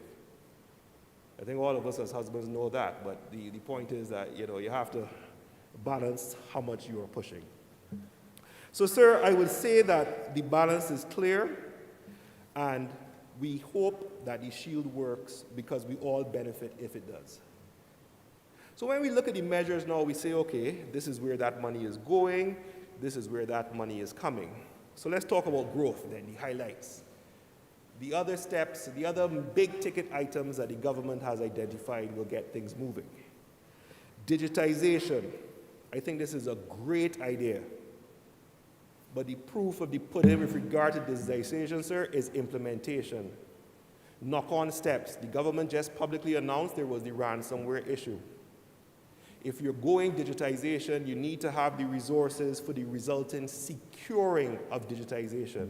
And it is hard for even a private sector entity to go forth on this project, so the government has to be wish luck on this endeavor because it will result in benefit. Of course, the government is also mindful of the various data protection obligations that will incur as a result of this. Security, access, retooling of workers to be able to utilize this process, additional costs with regard to implementing it. Maybe that's an avenue for growth. Maybe that's considered a capital work expenditure. I do not know, sir. It's a good goal. Implementation is going to be licked, sir, practically. And I say that because I've been there.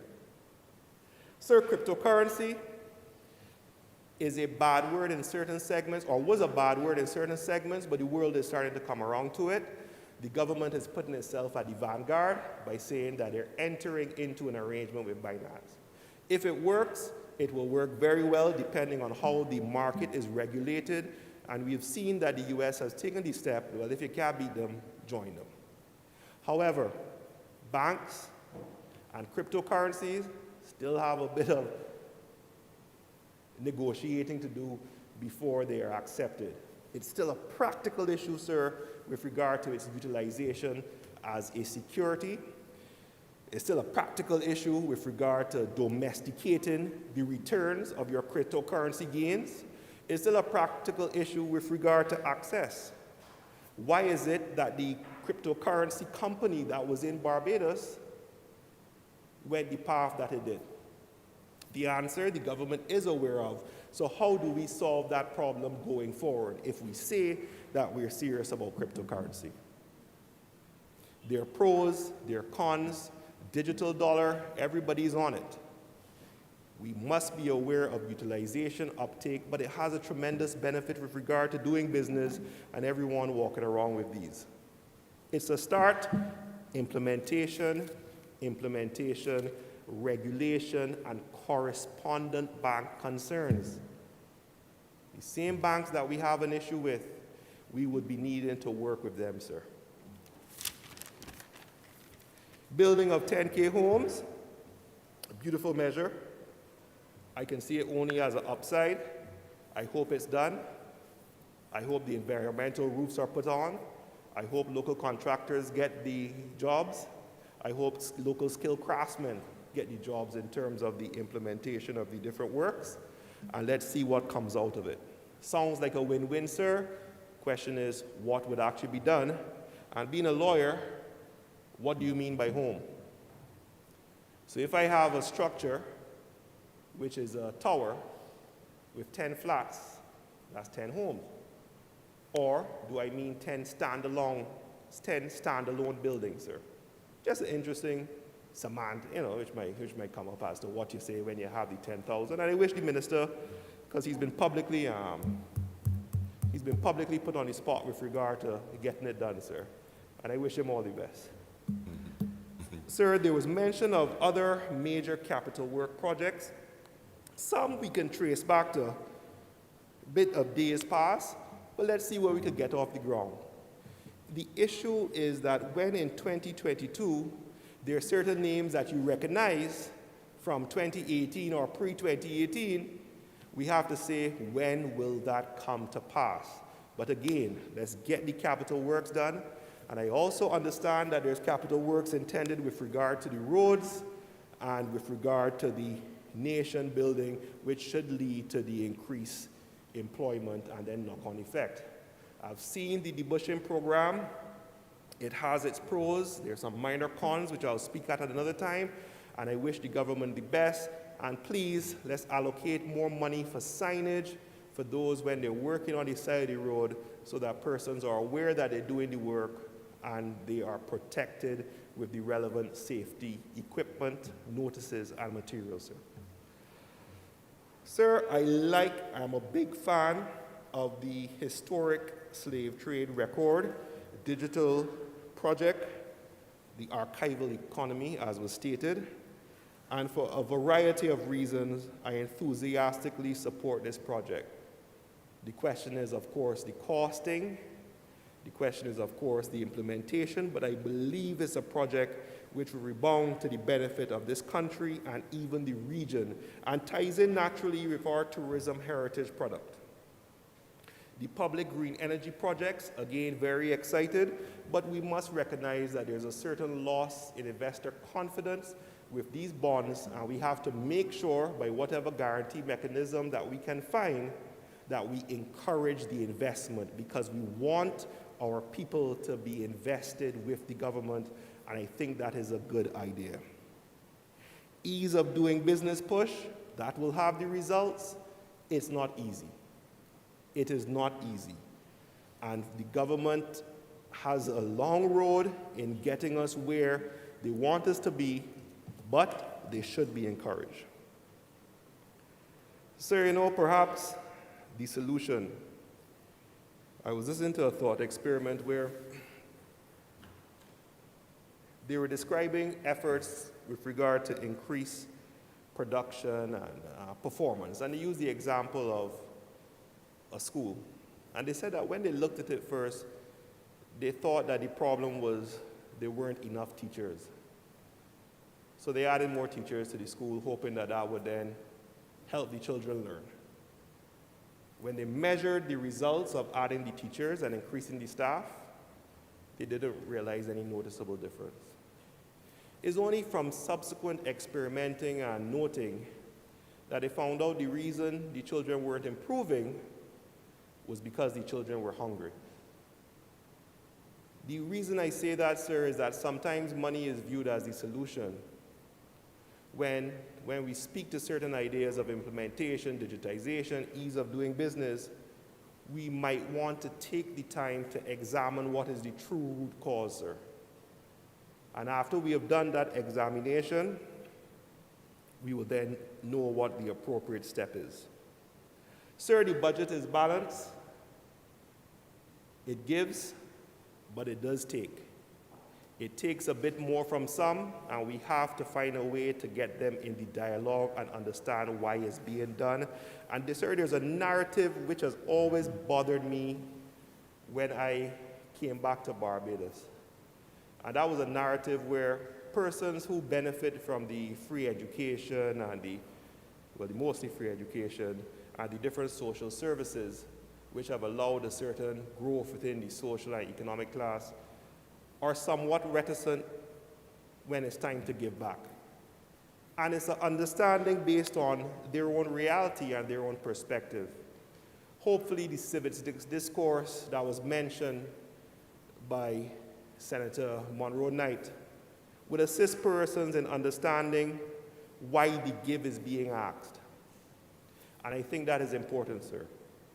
Let us let persons know why the give is being asked, and we move forward as we seek to get the economy going, and the government has the support and has my support in this regard. I thank you, sir.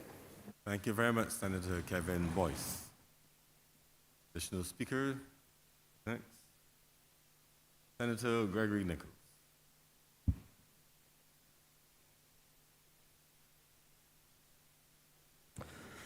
Mr. President, I'm indeed very grateful to contribute to the debate on the appropriation bill before the Senate.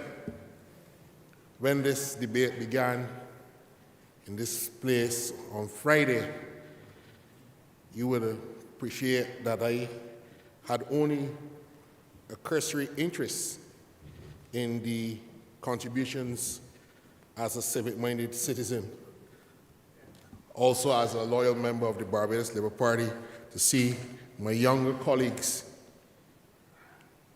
performing in their parliamentary role. And sir, life brings with it challenges and opportunities. And I am going to place on the record at the outset of my presentation my gratitude to the Prime Minister, who has been a constant in terms of my own political career and development,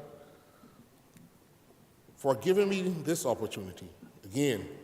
And I say again because, Mr. President, you will recall that in 2003, barely out of law school, having only won by-election in St. Thomas behind me, the Prime Minister, who was then the General Secretary of the party, tasked me with the responsibility of being the chairman of the Northern Zone. And I met with her, then Prime Minister Arthur, in an office in this building, and went there with the intention to decline the opportunity. But Ms. Motley indicated that you cannot say no to a Prime Minister. Perhaps that was then a precursor for a discussion that we had over this weekend. So that I want to formally place on the record, because a lot of people who know me would say Prime Minister Arthur picked me for the Senate in 2003, some 19 years ago. But it was indeed Ms. Motley who gave me the opportunity for Prime Minister Arthur to see me in a different role.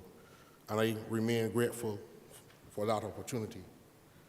Sir, when we look at the appropriations bill, and it is always important to place things in their proper context, because we have had a difficult 2 years as a country. When the government came to office in 2018, we had perilous economic circumstances to deal with. And a lot of the sectors that we depend on for a living in this country face uncertainties.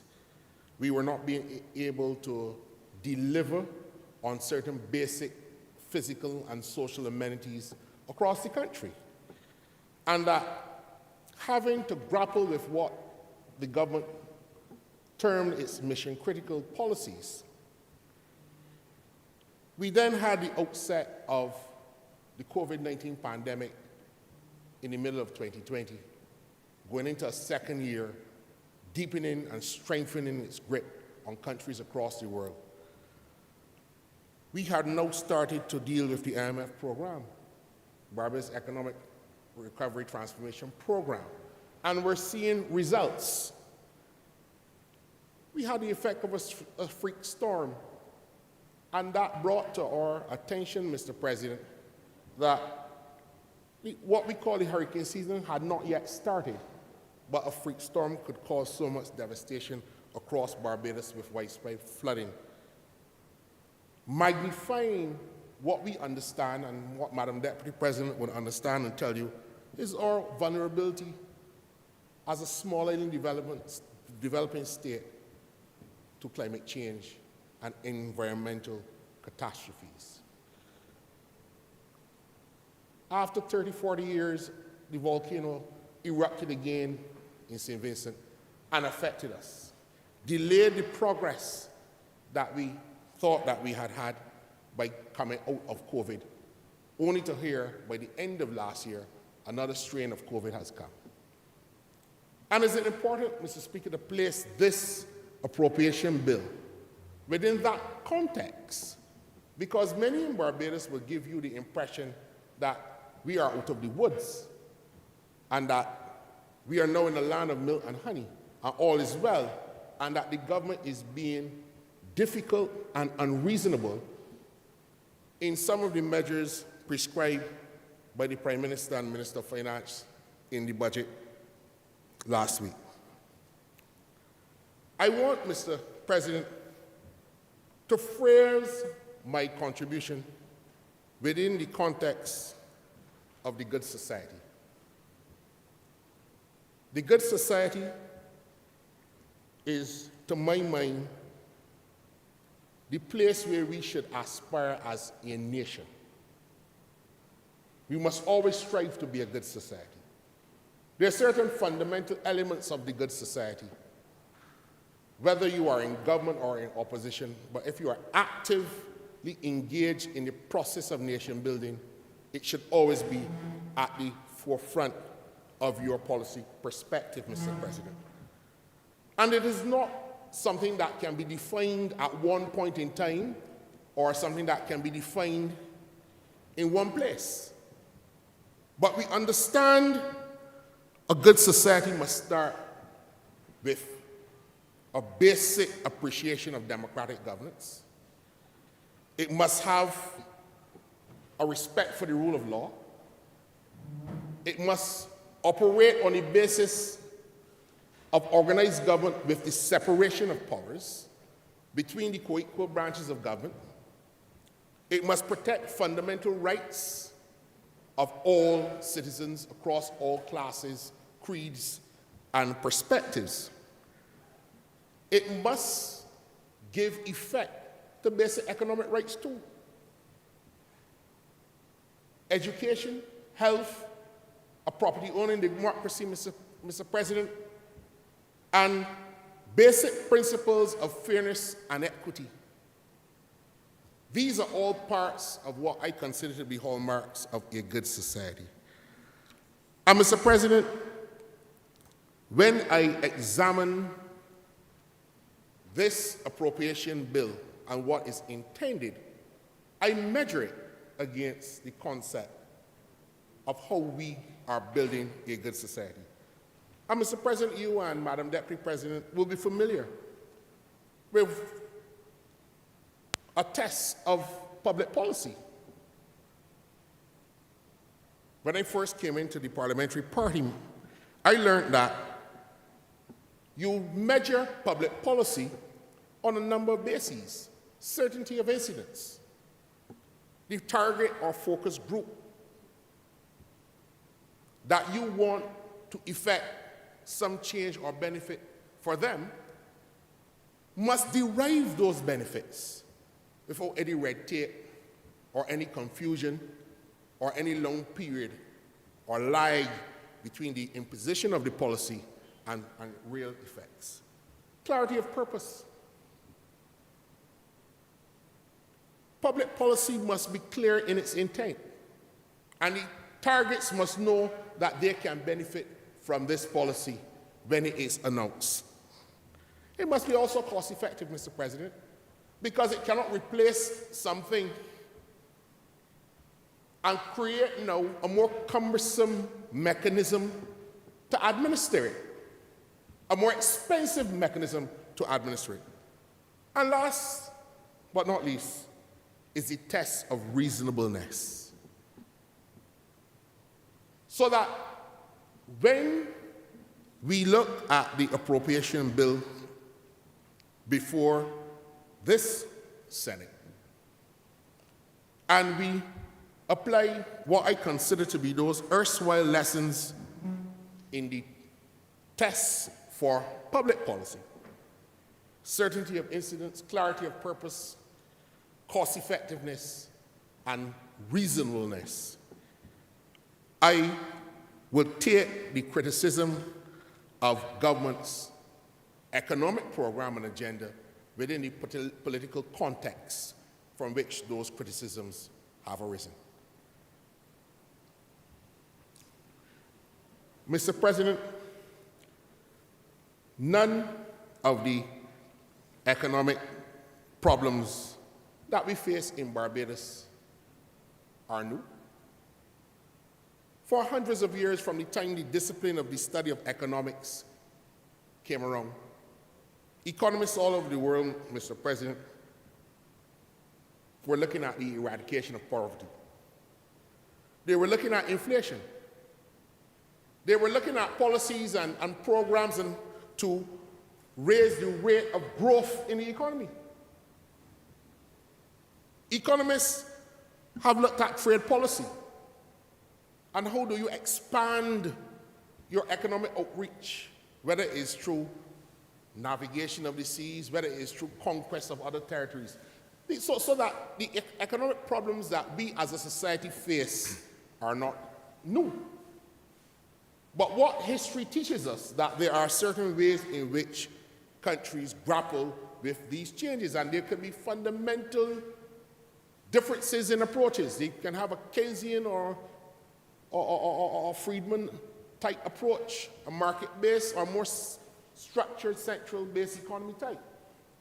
So that what we grapple with as a small island developing state, Mr. President, should not be contextualized in a setting that places a burden, say, on government to solve this problem now, once and for all.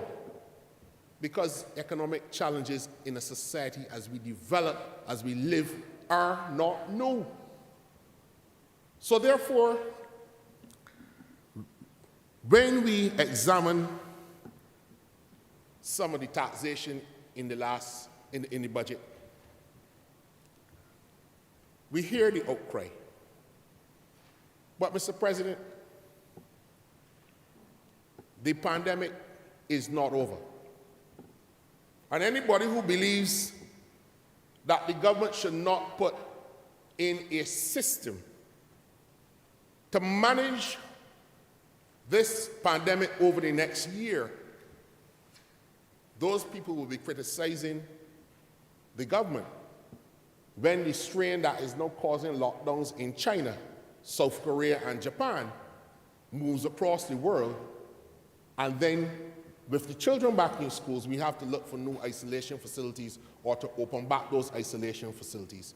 And Senator Dr. Maynard today indicated that these facilities are costly.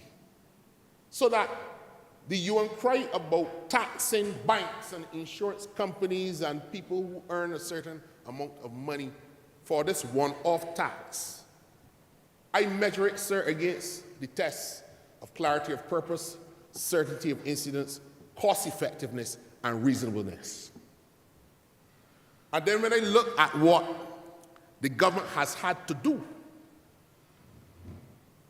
and what the challenges that we may face on the horizon may appear to be, then I have to accept the criticism of various interests in the society as they will normally arise from time to time when governments impose taxes. And I hear my colleague, Senator Boyce. I hear him loud and clear. But, Mr. President, I want to assure the Barbadian public that the government's responsibility to navigate throughout these COVID times has not ended, and the government is not asleep, Mr. President.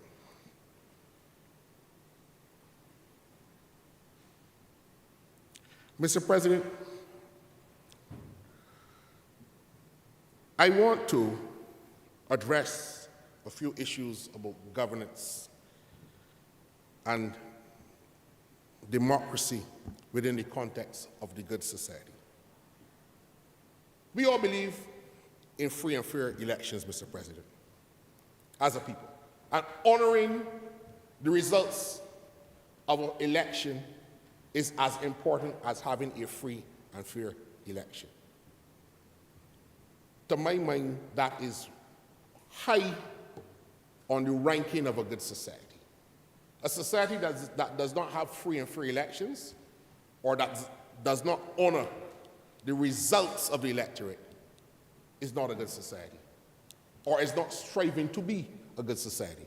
The voix populi, voix Dei, voice of the people, is the voice of God. And sir, that 18th century concept arises as a result of people understanding that there is no natural or divine law that determines how people should organize themselves in a society. So therefore, and that no one person has any particular divine or natural right to rule over others.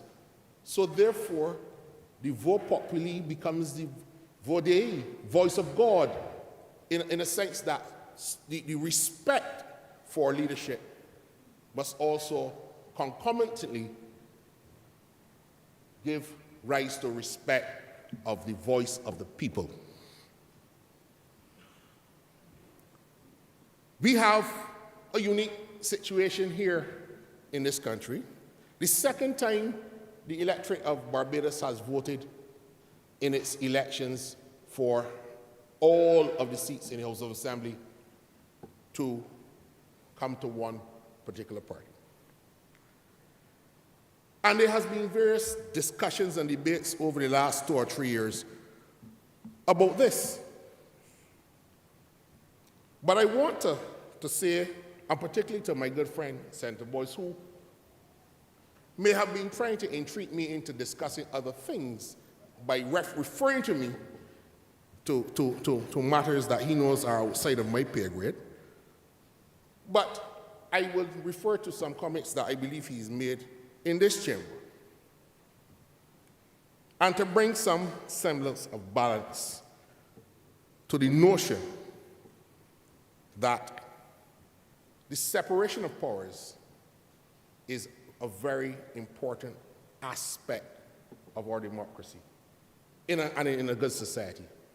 And not only the separation between the co-equal branches of government, but even within a particular branch, there is inter-branch separation that must be honored. So that in the legislature, there are 2 houses. But one is elected, and one is appointed based on the results of the election, and also with the historical appointment of independent senators to bring balance to the discussion. I want to suggest, through you, Mr. President, that they revisit this notion that in a democracy, the government is required to consult with opposition senators in the development of policy. I've heard that, and it sounded strange to me immediately and instinctively, this notion that the government is required in a democracy to consult with independent senators raised eyebrows to me because, first of all, the government doesn't even have to consult with the opposition to develop policy. The government is accountable to the people. And in a good society where there are free and fair and regular elections, and those election results are honored, this parliament for several years has operated on the basis, let the opposition have its say, and the government has its way. That is the basis of our Westminster democracy, that we have worked so well, even in times when people like you and I, Mr. President, could not be in here. It has always been that the opposition has its say, but the government has its way. But the opposition cannot demand that the government consults with it before it brings matters to the House, because there is a separation between the executive arm of government and the legislative arm. So when I'm hearing a branch or a part of the legislative branch requiring the executive to consult with it before the executive can bring to Parliament policy and legislation and bills, is absurd, unprecedented, and strange. And we must not get too fanciful, because, you know, one of the things I must also say that the notion of government consulting with the independent senators is strange also, because that means that they are no longer independent. Because independents do not operate en bloc. And government must not treat two independents or independent senators as if they were one coherent bloc, because they will lose, in essence, their independence. Sorry, sir, just on a point of order, and I believe that my friend and I have had issues where we were sent out from another place by a judge, sir, but under the rules of debate, can my friend direct himself to the actual debate at hand, sir, as in what the House is discussing with regard to the budgetary proposal, sir? I'm still trying to see the linkage. I'm not understanding you. Just Oh, sorry, sorry. I was saying I was noting with interest my friend's latest treatise, sir, with regard to the law or parliamentary practice, but I believe that we're debating the bill with regard to the government allocation of resources. And if he could direct to how that is what we are discussing right now, where he is, sir, I will be most grateful. And that's under the standing order, sir, the rules of debate with regard to the topic at hand, sir. yes, the appropriation bill is one of those bills which perhaps gives the widest scope for debate, in that the appropriation bill deals with all expenditure across all heads, which would include governance, it includes the Electoral Boundaries Commission, it includes allocations to President, Constitution, Cabinet Office, it includes all matters. And remember the difference with the way that the Senate standing orders are written. There's one speech. So a senator does his second reading, or what would be in the House considered second reading speeches, policy and vision and high-level policy, as well as a deep dive into specific heads. So some senators may choose to look specifically at programs and expenditure. Others may look at high policy, vision for the society, where we should be as opposed to where we are. So there's a lot more scope in an appropriations bill debate than there is in any other debate. So the contribution is indeed relevant and meets the standing order on relevance. Continue, Senator Nichols. I'm obliged to you, Mr. President. So that, Mr. President, the concept of, and I was making the point, that the government must consult with the independent senators is problematic from the point of view that you have one branch of the legislature requiring the executive to consult with it before the executive's business is brought to the legislature. And the second problem I have with it is it assumes that the independents act en bloc. And that is not the intention of the framers of our democratic system. It is unprecedented. I know no notion of it in any of the Commonwealth territories that practice any variant of the Westminster model. And Mr. President, I don't want to sound alarmist, but the Constitution of Barbados makes provision for bills to be passed in the House of Assembly, and if rejected by the Senate, to come back to the House and go for assent if they are rejected by the Senate a second time. We are running the risk of those safeguards, those guardrails in the constitutions being operationalized in a context where the government finds that its legislative agenda is being frustrated. Mr. President, I rise on a point of order. Specifically, scope of debate under Section 35, debate under any motion, bill, or amendment shall be relevant to such motion, bill, or amendments. There has been no contention, as my friend is raising, my very good friend, of any form of objection or collusion or any form of conversation that he's referencing at this debate. What is the relevance to the debate at hand under Section 35? I have heard you, Mr. President, with regard to the wide range, but I think that's a conversation that my friend is almost being, I believe the term is previous, Mr. President. So I am making a point, sorry sir, officially, I'm rising under that my friend is in breach of Section 35, scope of debate in relation to the debate we have heard here today, sir. And my previous ruling stands. The scope of debate does not depend on responding to what anyone has said.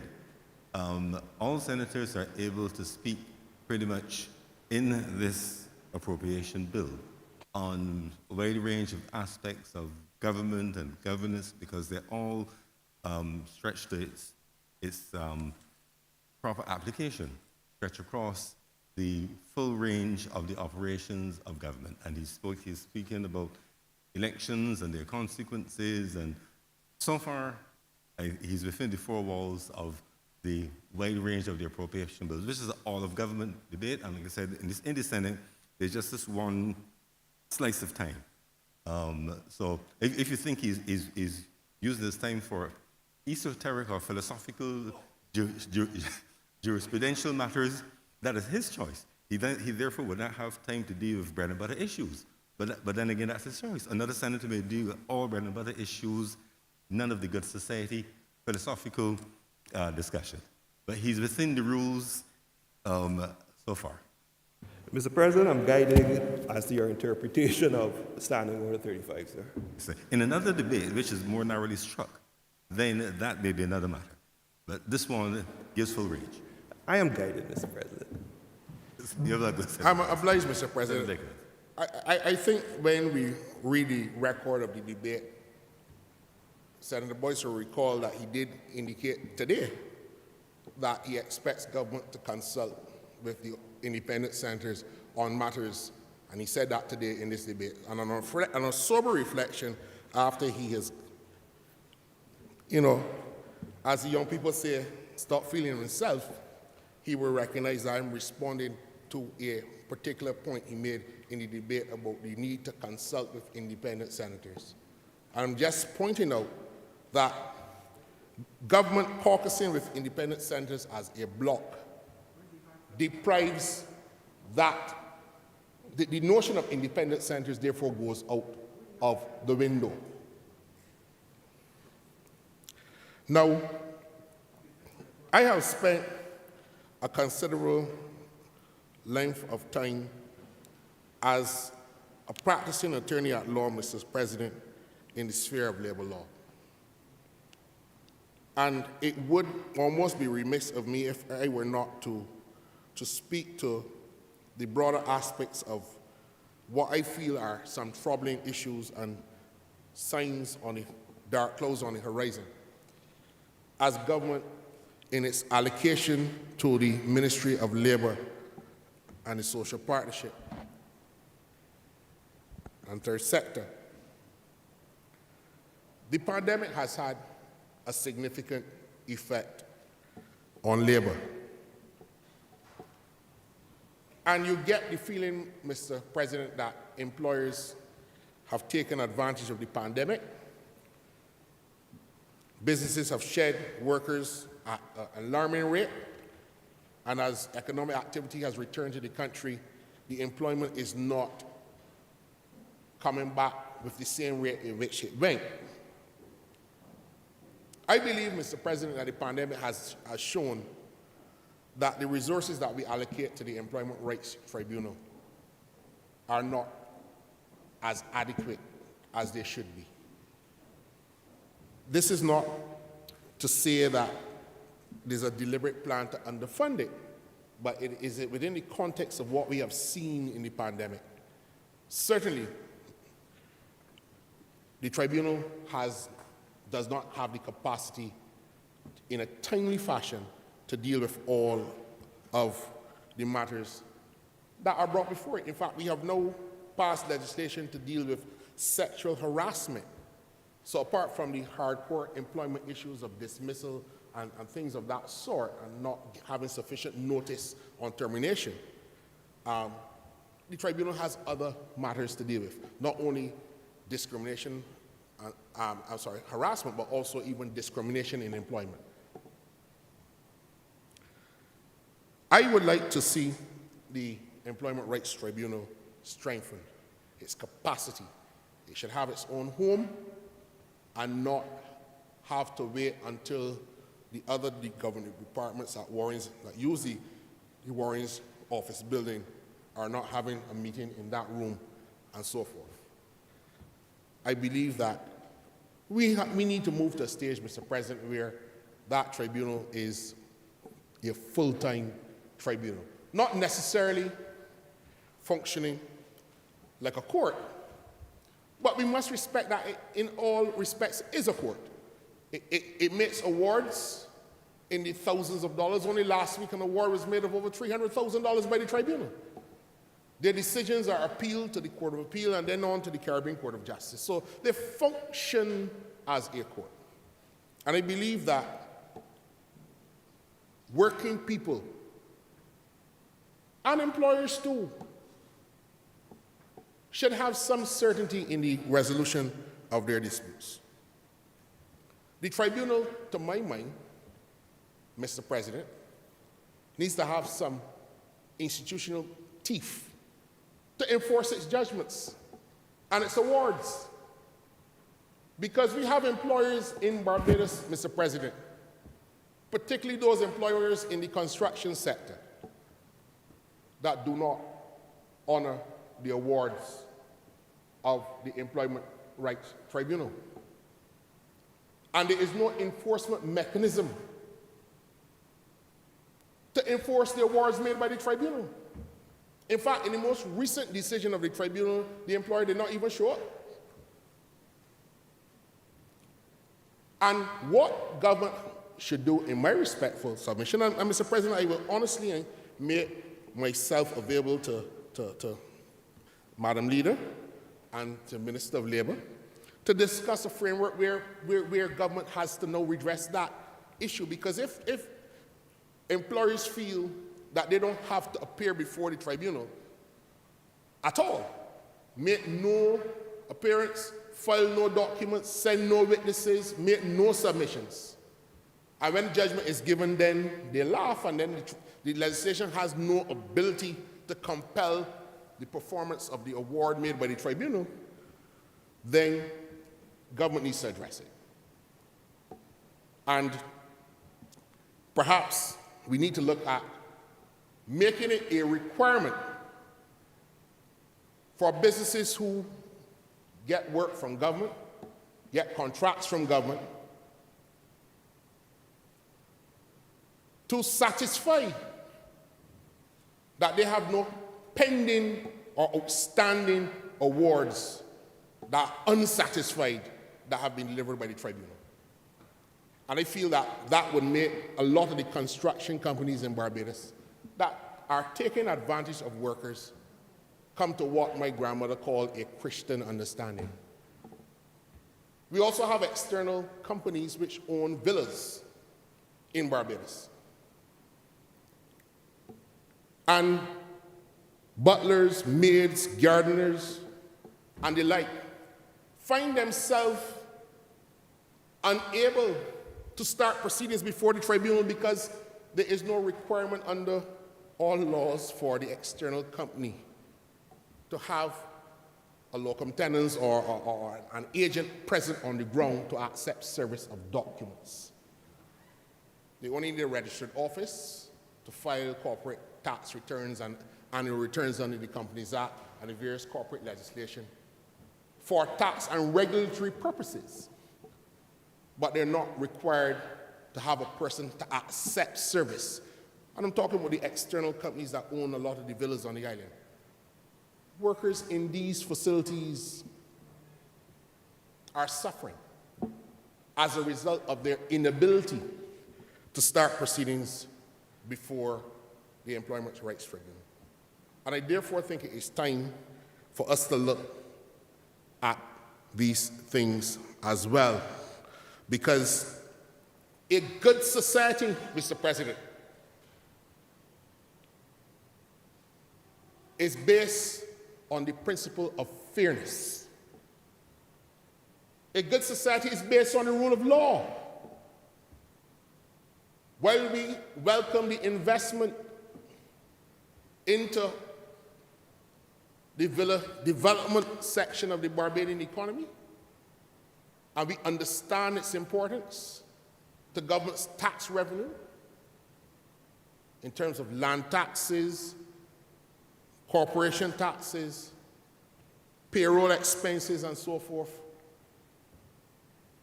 there cannot be a place where workers feel they are left behind. Government must step in the good society to deal with these breaches, so that it is almost 10 years since the passage of the Employment Rights Act. It's time to review.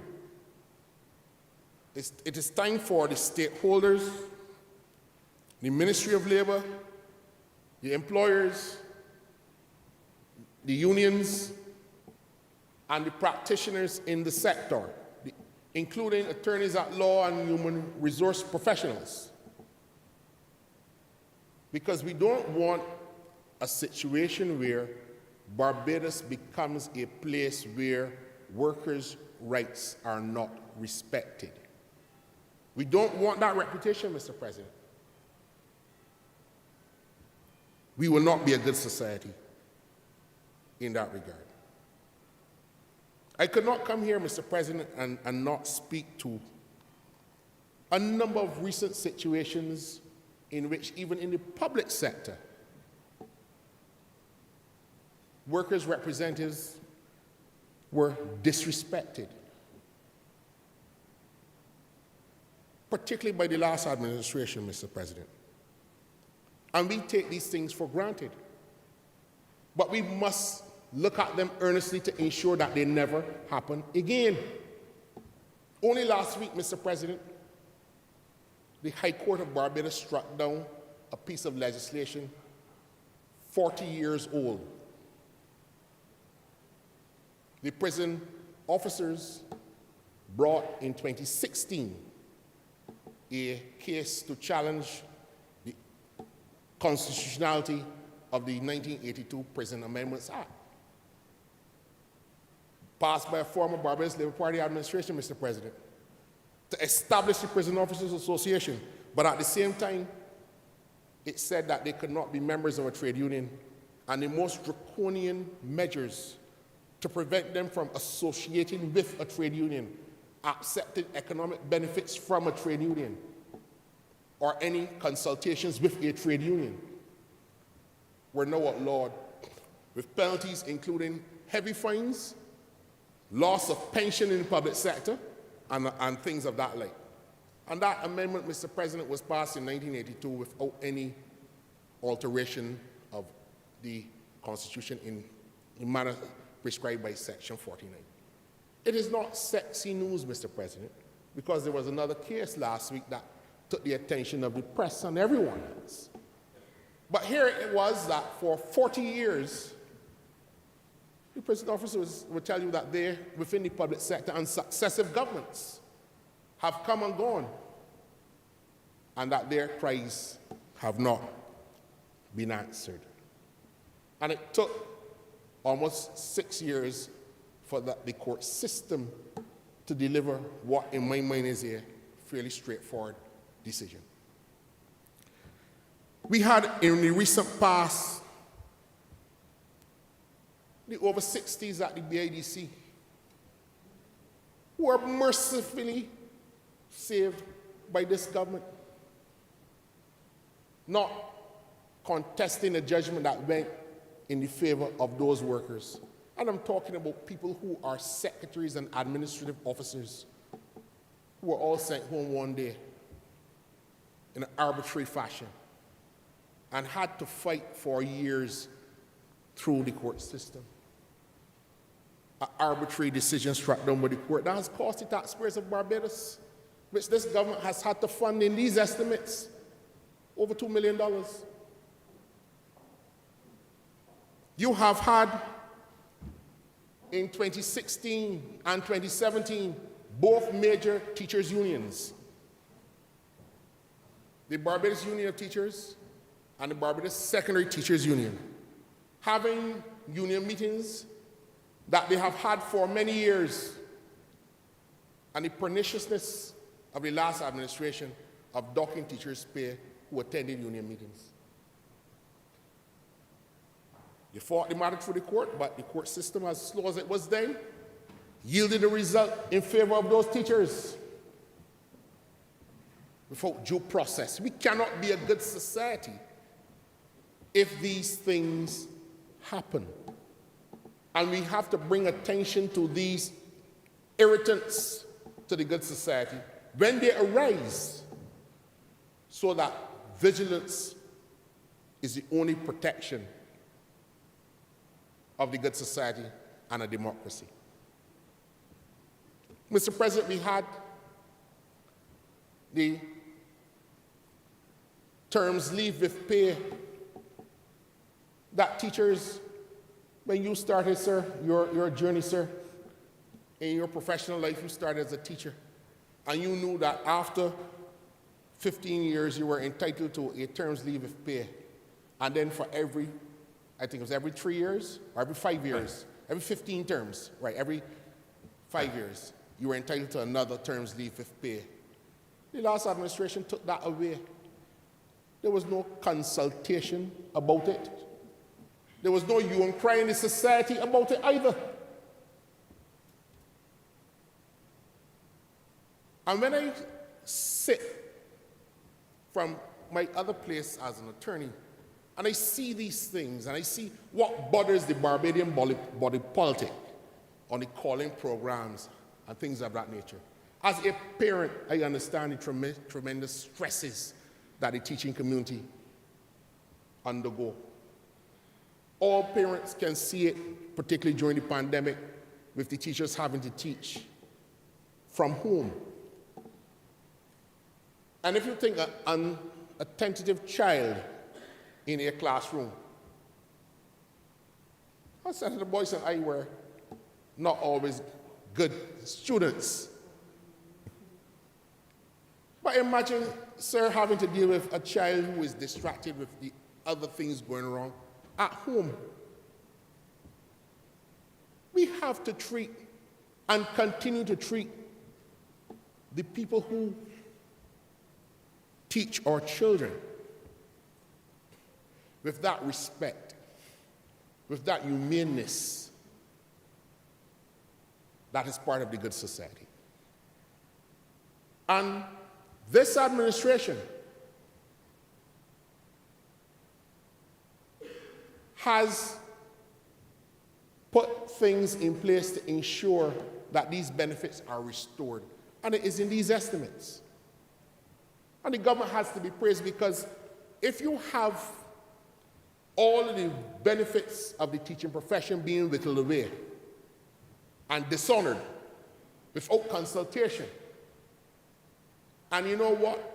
From my perspective, when you had an overburdened court system with only 6 judges, 2 in the High Court doing criminal trials, family matters, commercial matters, and stuff like that, the constitutional matters and these things fell by the wayside. So it takes you 7 years to adjudicate what in other Commonwealth Caribbean jurisdictions takes 2 and 3 months.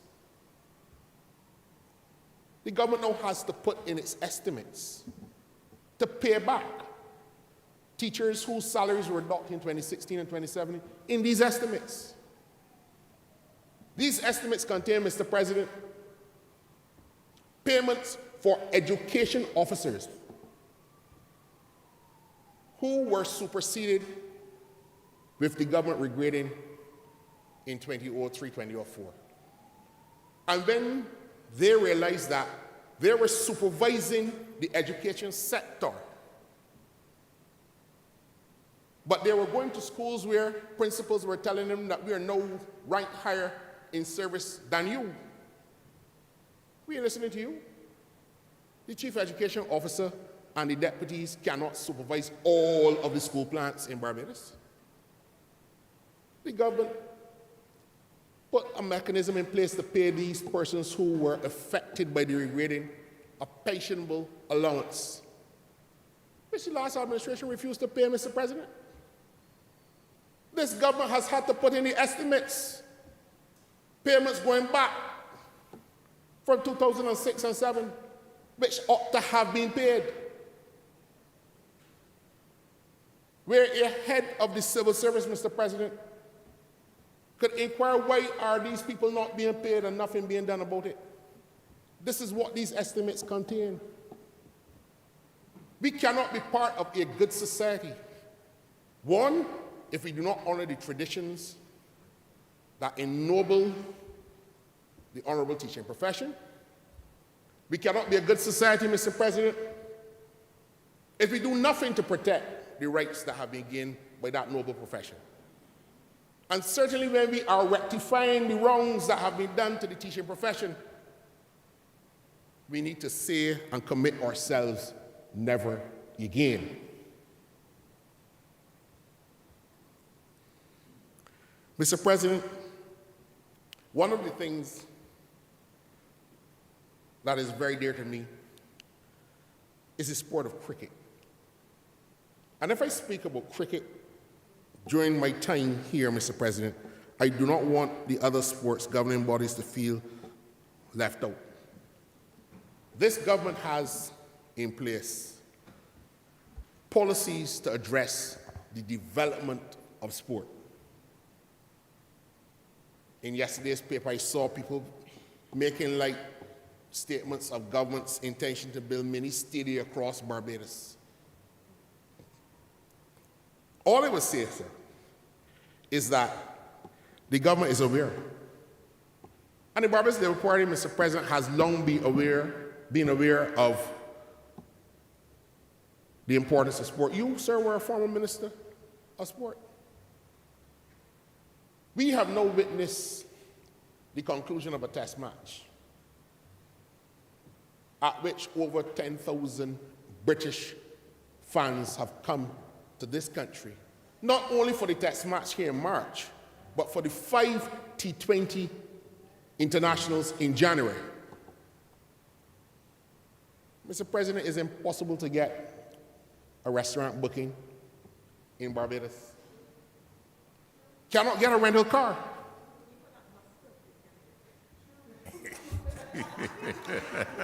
Gas stations, Mr. President, are filled with lines of tourists buying the ordinary things that Barbadians will buy. These are the restaurants that were closed during COVID, Mr. President.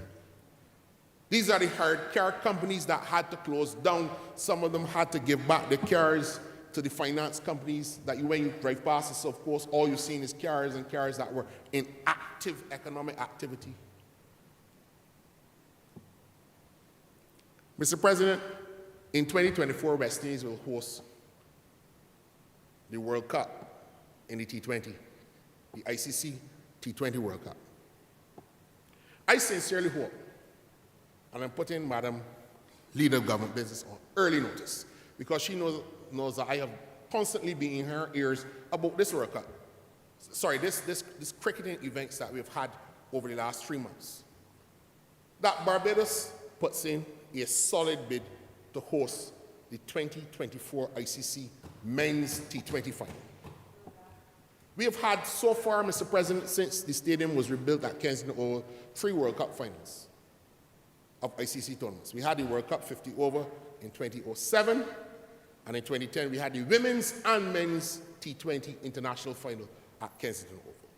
We have the capacity to host beyond that of many other Caribbean countries and our neighbors. We have certain competitive advantages in terms of the rooms, and we have the hotels, we have the restaurants, we have the infrastructure. And the truth is that people like Barbados. This afternoon at Copacabana Beach, there is an an international charity raising funds. And during the course of this week, they will be giving to primary schools in Barbados 500 pairs of pads, 500 pairs of gloves, and 500 bats. They're raising money all over the world. They were in Antigua last week, they're in Grenada now. And they have been rolling out this program over the last 2 years in Barbados. I want to remind you, Mr. President, we have a legacy in cricket. It is cricket that makes Barbados known in the world. This Australian who is in charge of this charity came here, saw Brian Lara score 153 in 1999, fell in love with Barbados, and she's all around the world raising charity for cricket gear to be distributed in primary schools in Barbados. So that this love-hate relationship that we like to play with cricket, and by extension all other sports, has stopped. The government has recognized it. That is why the Prime Minister has said, we are going to make a cricketing industry. And I don't have to tell you, Mr. President, you imagine, and you would know how many schools in England and Ireland, the Honourable Leader of Government Business in the Senate will tell you, looking to come to Barbados next year, when COVID is lifted. These things are important in the development of the good society. But this is something that we are good at, internationally around the world. And therefore, we must stop being diffident when it comes to the development of sport. What we should be doing, Mr. President, is rolling out a framework where we can go into the hinterlands in Barbados and building out spaces where you see oistins. Everybody can't go to oistins. We need to have more spaces like Worthing Square that we could accommodate visitors to take the true, authentic Barbadian culinary experience.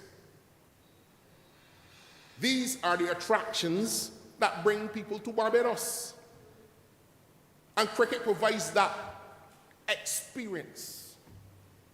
When we were last in government, the Ministry of Tourism and Sport, at the time, the Ministries of Tourism and the Ministry of Sport, we had a Formula 3 car came across the highway and the whole of Barbados was watching.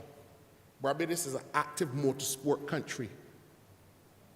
The government has in its plans to develop the jockey production career pathways, because we have produced some of the best jockeys in the world, so that when people try to pour cold water over the Prime Minister's vision for developing the sporting industry, and even more particularly the industry of cricket,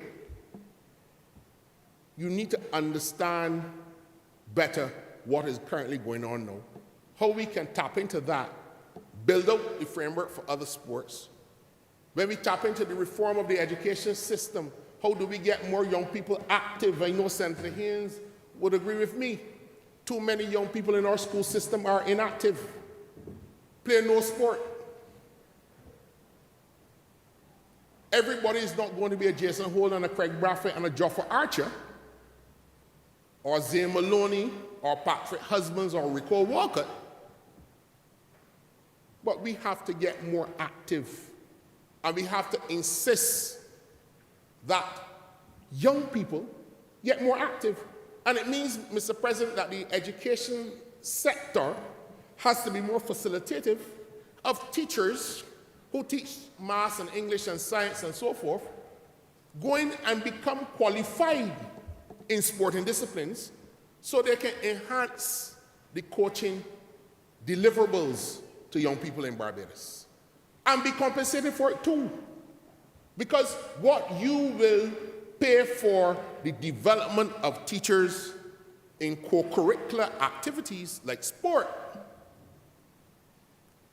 10, 15 years down the road, Mr. President, you will save in what you pay to deal with the backing of the non-communicable diseases that have been long affecting our people, because you will have a profile of people across the country that are fitter, stronger, more athletically minded, and willing to compete and enhance their performances and also strive to get into international competitions and the like.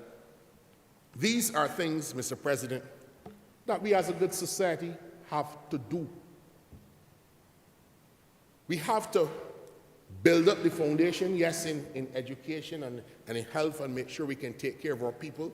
We have to understand what they call sexy in terms of the new age economy, crypto and those kinds of things, and the digital economy and that kind of stuff. But I will tell you, can't beat sport, Mr. President. The cricketers who play cricket for the West Indies earn in the top income earning profiles of all young people in the Caribbean over every profession. Mr. President, there are cricket clubs in Barbados that get $100,000 from the IPL in India as player production fees, as a commitment to development of the grassroots institutions that produce those cricketers. We've got to be serious, because the world is no longer seeing cricket in the way that we saw it when we were great. It is seeing it in a different way. So that when the government speaks about a cricketing industry, we now begin to understand that we are moving with the times.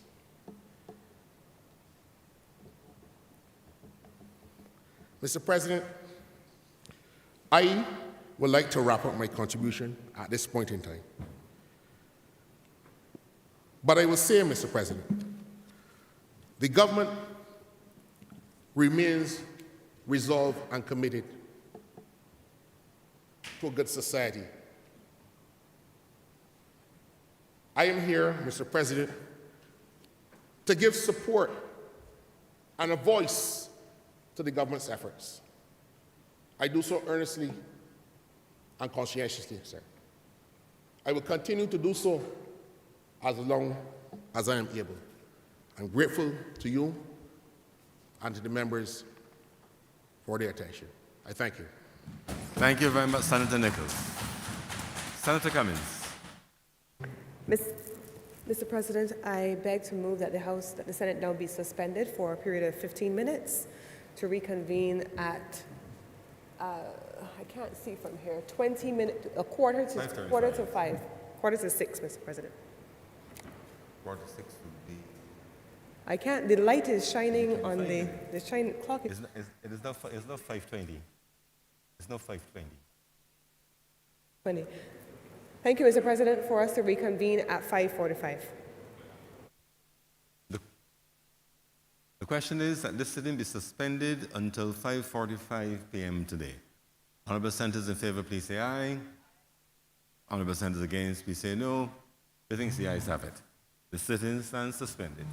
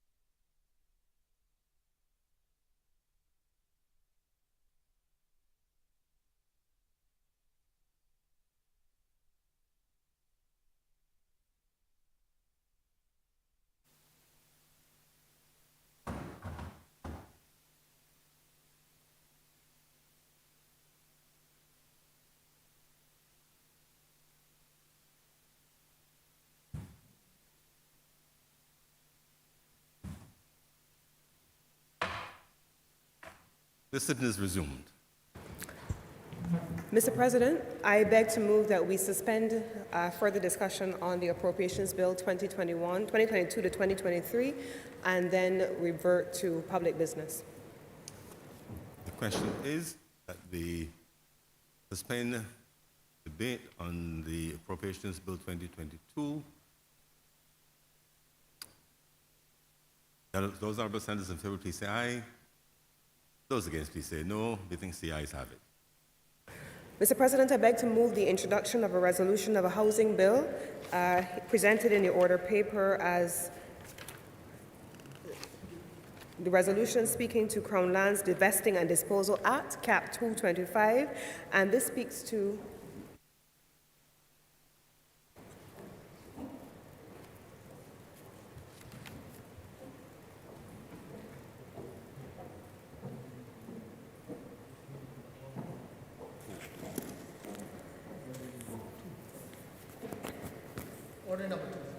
Order number 2.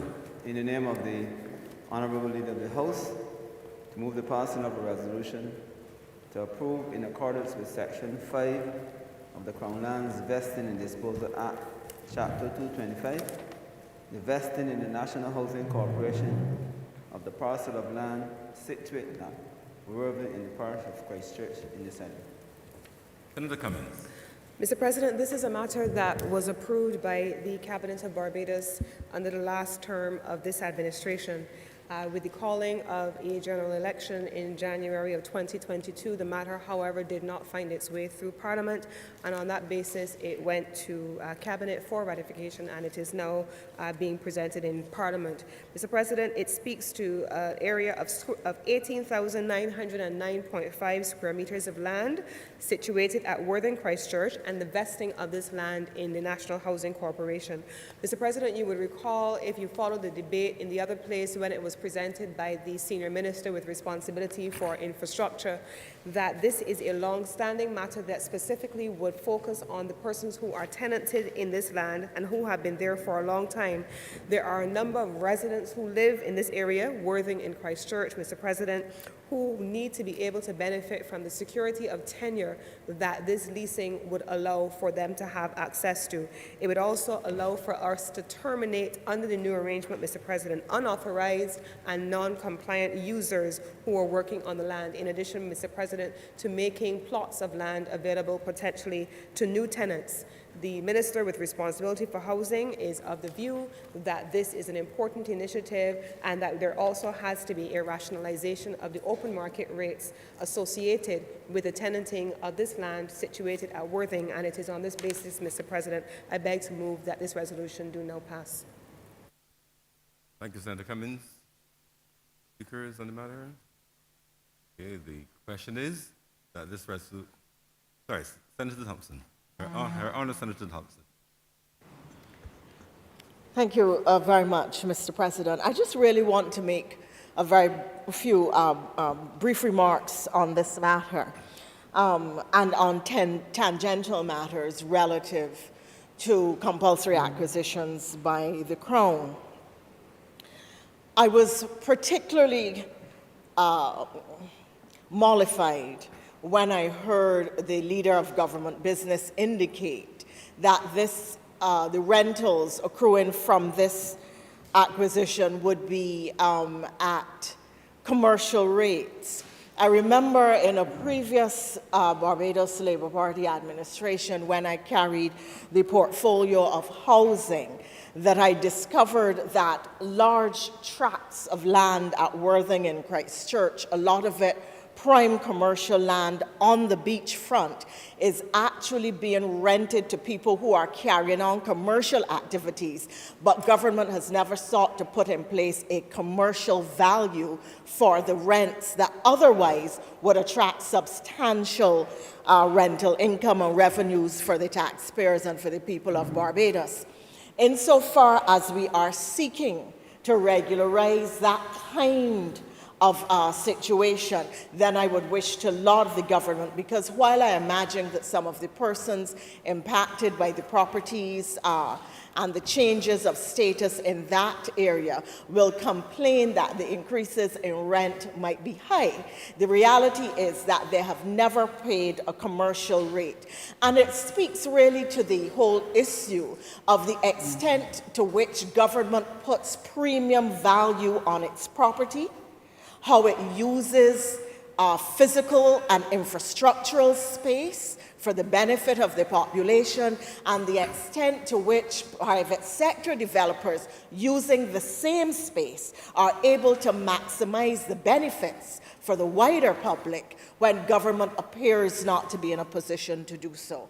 So while I don't know the specifics or all the specifics relating to this particular parcel and this particular measure before the chamber, I would wish as a general, as for general information, and certainly out of general concern, because I know the history of these rentals, to see these kinds of non-commercial rentals, non-commercial for government regularized. And I think that there has to be some measure of balance between how government uses this land, to whom it gives access, at what rate and for what purpose, and the extent to which development purposes are used for taxpayers' lands. But the taxpayers must also and are entitled to derive proper value from it. And we should not be allowing people to have commercial properties and high-end, high-value, high-income earning commercial properties on lands that belong to the taxpayers without government in return having what is a commercial rent. As I indicated, I'm just aware of the status of the land in the general area, and I speak out of a previous encounter, previous experience, when I know that an attempt to raise the rental brought a lot of squealing and pleas for Kadir Pour Me. But Kadir Pour Me had high value commercial property on the taxpayers' lands, but didn't think that high value rents should be paid. And in balancing the development concerns, and Senator earlier today, in another Senator Nurse, in an earlier bill, speaking under the appropriations, was making the point of the balancing of land use considerations. And truly, in a small developing country where there is a limited land mass, even if we construct the islands that are anticipated in the future, the reality is that you're always going to have to make some decision between balancing how you use your land space. How much of it is applied to housing? How much of it is applied to commercial space? To what extent should you reserve lands for agriculture? Now, under the previous physical development plan, there used to be by the Ministry of Agriculture an imperative that 30,000 acres, no, I'm sorry, I think I have the figure wrong. I'm going to pull it, but the senator spoke today to the amount of lands that were being applied or sought for retention in agricultural use. And I think that the point that he was making was valid, but I have to ask whether in the context of Barbados, when you look at all of the other competing uses for land, what is the base and the extent to which studies and serious analyses are used in determining how lands owned by the taxpayers, how part of the national patrimony is utilized, who benefits and how, in relation to the use of lands for agriculture. 30,000 acres, sir. It used to be 30,000 acres. Now, Barbados' total acreage is 105,000 acres. Previously, as I indicated, there used to be a mandate from the Ministry of Agriculture that 30,000 acres should be held for agricultural use. And the reality is that there are lands that are earmarked for agriculture, which in reality are lying fallow. They're not in agricultural production. How we bring them back into production, the methods that we use, it is now a matter for discussion, and it is a matter for discussion in the context of the Ministry of Agriculture today, not decreasing the amount of lands to be put in agriculture, but seeking to put 35,000 acres into agricultural production. And one has to ask to the extent to which that is a realistic plan, given the fact that technology has changed so considerably, and you can now have very intensive agriculture using modern technologies on much smaller tracts of land. People are growing farms on top of buildings. You have hydroponics and other modern technologies, greenhouses and shade houses that are used in particular ways that allow for high production, high volume production of all kinds of agricultural crops. I think too that you have to consider what is the kind of agricultural product that we want to have. To what extent is this agricultural reserve going to be put into sugar canes? For what purpose? Whether it will be sugar for local use, whether it will be the high-value sugars or the exotic sugars that will sell on the market as organics and boutique shops and boutique supermarkets. The extent to which we are going to grow food for food and nutritional security, what type of food we are going to grow, what is going to be the balance between what we grow locally and what we import from the Caribbean. Because coming out of COVID, certainly one of the discussions of CARICOM heads of government has been the extent to which this region can boost its own agricultural production, bearing in mind that the two highest imports are fuel and food for this region. And as small island developing states far from the centers of production, where we now understand that supply chains can be cut off, whether it is by a virus or by the saber-rattling or specter of war, that where we thought our supply chains were assured, and it was really just a matter of whether we could find the foreign exchange to pay for the goods and services that we want, we are now finding out that there are exogenous shocks that we had not anticipated, do not necessarily know how to navigate or address, and for which we now have to start to plan in a way that we hadn't before. So my question would be really, in a modern era where technology is driving agricultural production, where technology is determining what your crop yields and crop volumes are, to what extent are you going to really move from 30,000 acres, which was the previous reserve, to an increased reserve of 35,000 acres when you could not even satisfy your 30,000 acres before? And as I indicated, how that will be apportioned between what types of crops for export, for nutritional security. And if you are talking about for export, really we have to be talking, in my view, sir, about for food and nutritional security. Because given the small land mass, we cannot produce the volumes. We don't have the critical mass. We cannot produce the economies of scale to compete on the international market with other countries, other small states, not necessarily small island, or small island which are much larger than our own. We cannot compete. And then there are developing countries where their populations and their GDPs are not at the level that ours are at, and therefore they can produce crops. Not only do they have larger land masses, but the cost of labor is so much lower that they can mass produce the kind of crop and develop critical mass and be more competitive in the marketplace than we can be. So there needs to be a very clear analysis of where our competitive advantage lies, what it lies in, and therefore what we pursue as we pursue a land management and land development policy. Housing will continue to be a substantial and significant demand. In fact, the IDB has made the point that in terms of development, if you consider what the avenues of development are, and you look at the development needs of the population, that in the Caribbean, housing is the significant unmet need.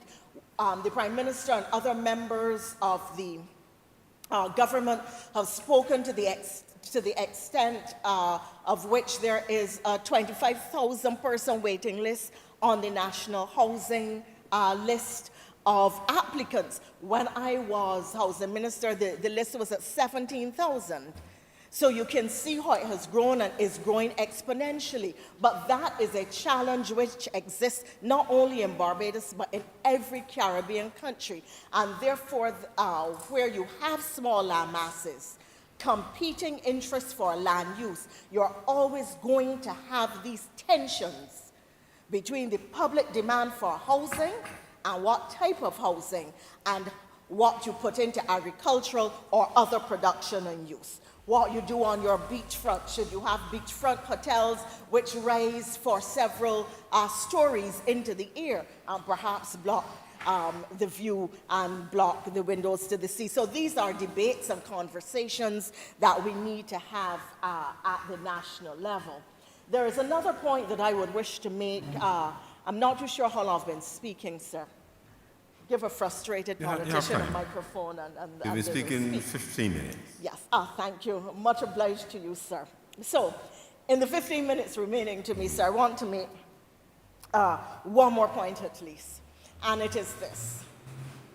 It relates again, perhaps though not within the parameters entirely of this particular resolution before the House, but it certainly does relate to national housing and the matter of national housing in Barbados.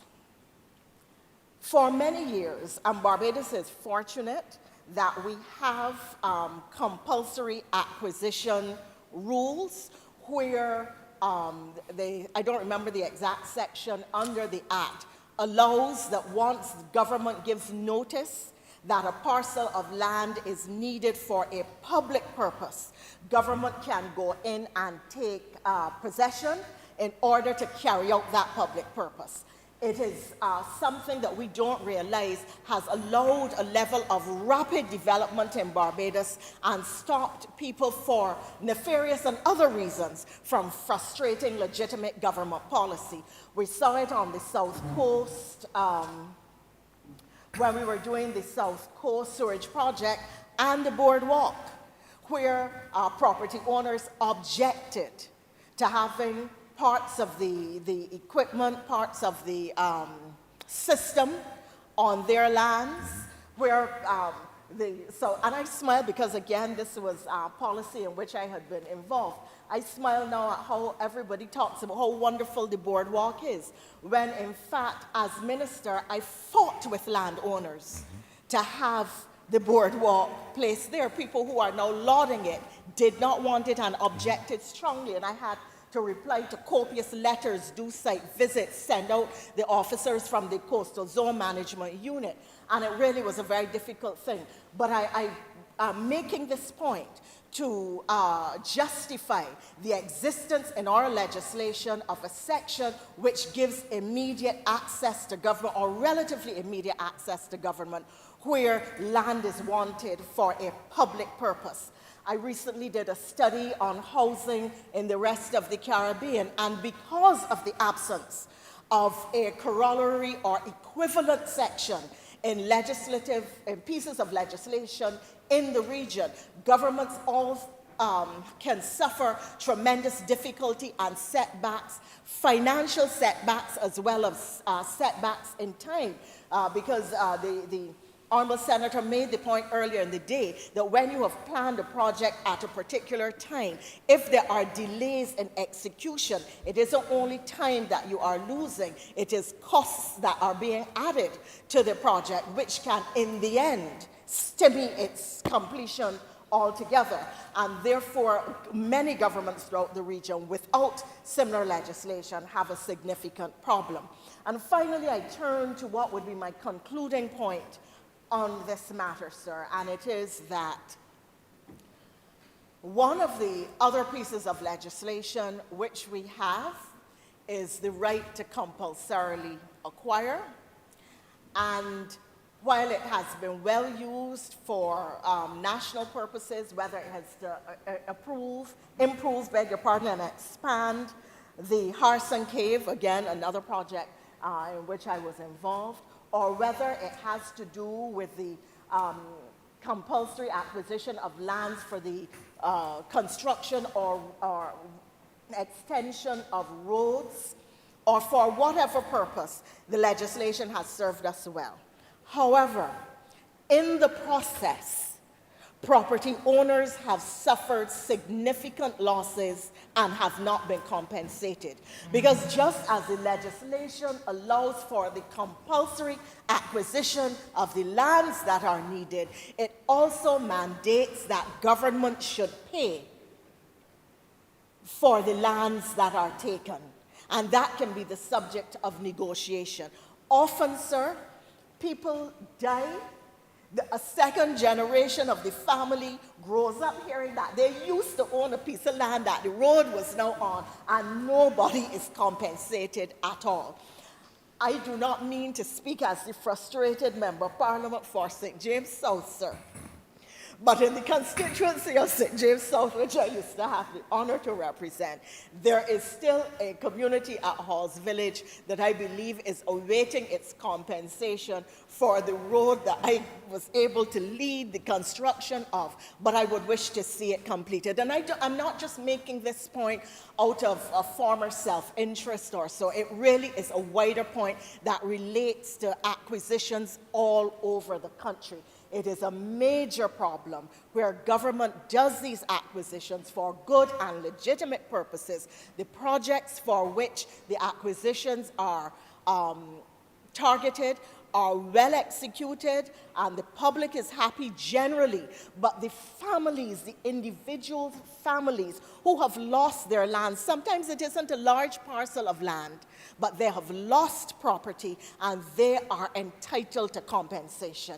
And equally, when we are planning these projects, just as we make provision for the compensation, that we must put aside what we know to be the resources, the financial resources to which the property owners will be and are entitled when these projects are put in place.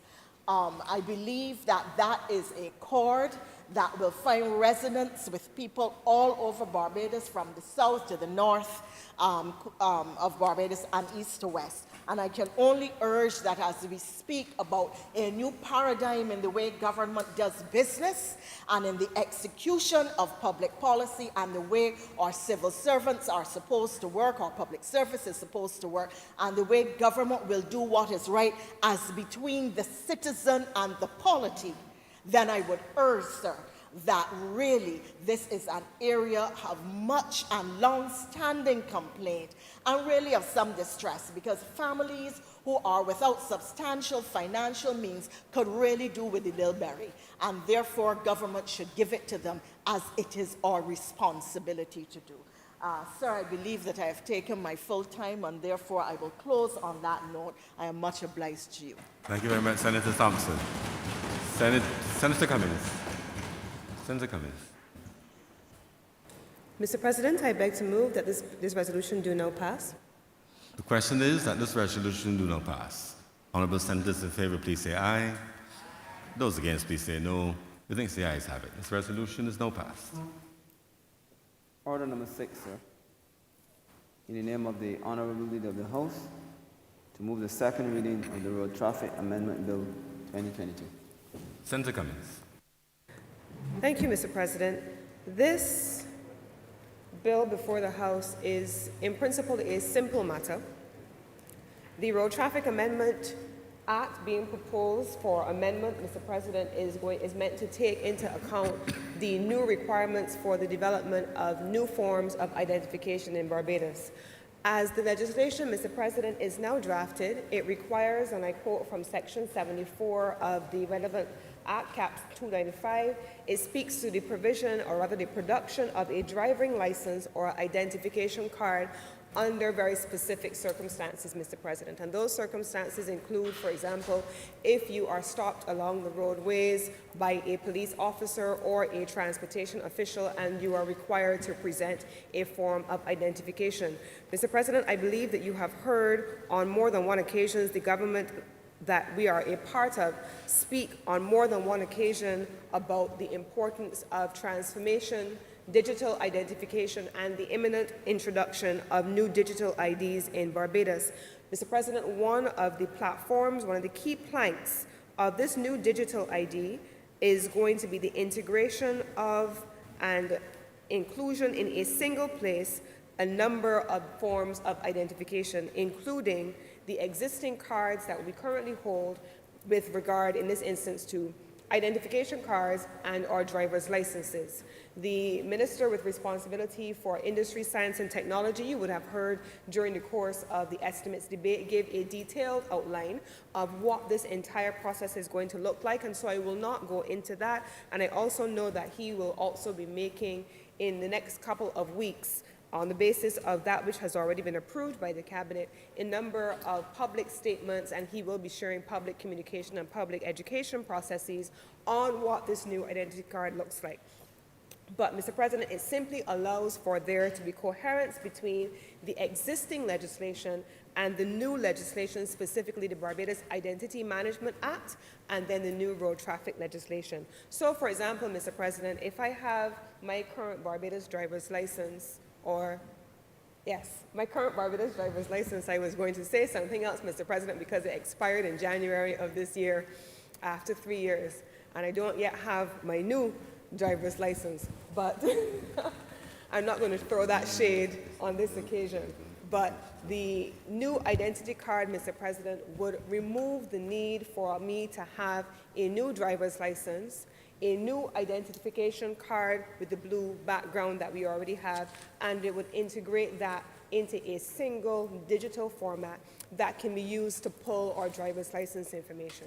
So for those of us, for instance, who renew your driver's licenses for 3 or 5 years at a time, the information can be pulled from the new identity card. And this legislation allows you to have the legislation changed, this amendment, allows the legislation to be changed to reflect the new Identity Management Act that has already been passed, and that will allow for a number of also consequential amendments, Mr. President, and they are set out in column 2 of the schedule. And these, Mr. President, will be some of the transformational initiatives that you will see emerging, certainly in the area of science and technology. As we make transformations, Mr. President, in the way in which we do business, there are going to be amendments associated with the antiquated legislation in some instances that would have predated these kinds of transformational initiatives, and as a result, we will be required to bring those amendments to this place to have them passed through Parliament. And so, Mr. President, I don't want to make this more complicated than it really is, but it simply is, in summary, a means of integrating our new future identification card into our provisions for our legislation on the road traffic regulations governing how we interact with the Royal Barbados Police Force and transportation officials who may from time to time require us to present our identification. I can't read your lips with the mask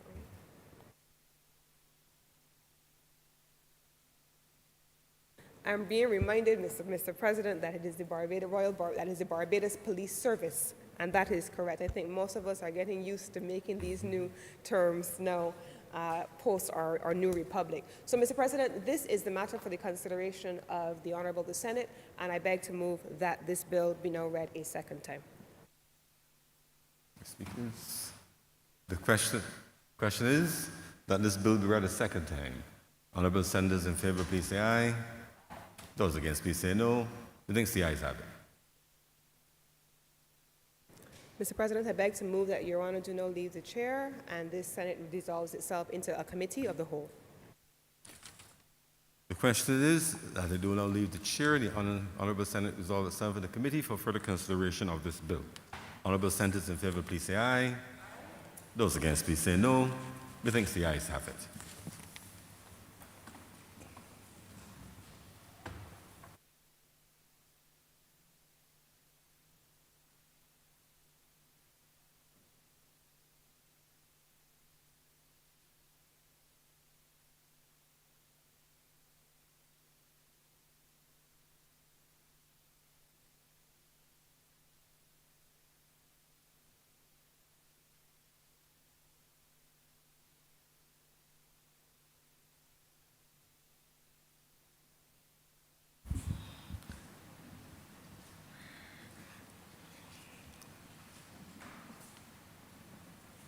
The Senate is now in committee.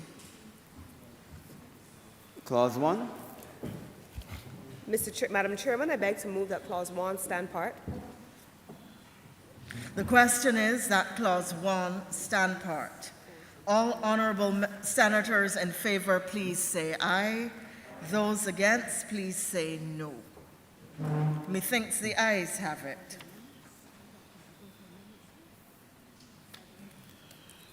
Clause 2. Madam Chairman, I beg to move that Clause 2 stand part. The question is that Clause 2 stand part. All honourable senators in favour, please say aye. Those against, please say no. Methinks the ayes have it. Clause 3. Mr. President, I beg to move that clause, Madam Chairman, I beg to move that Clause 3 stand part. Question is that Clause 3 now stand part. All honourable members in favour say aye. Those against, please say no. Methinks the ayes have it. Clause 4. Madam Chairman, I beg to move that Clause 4 do now stand part.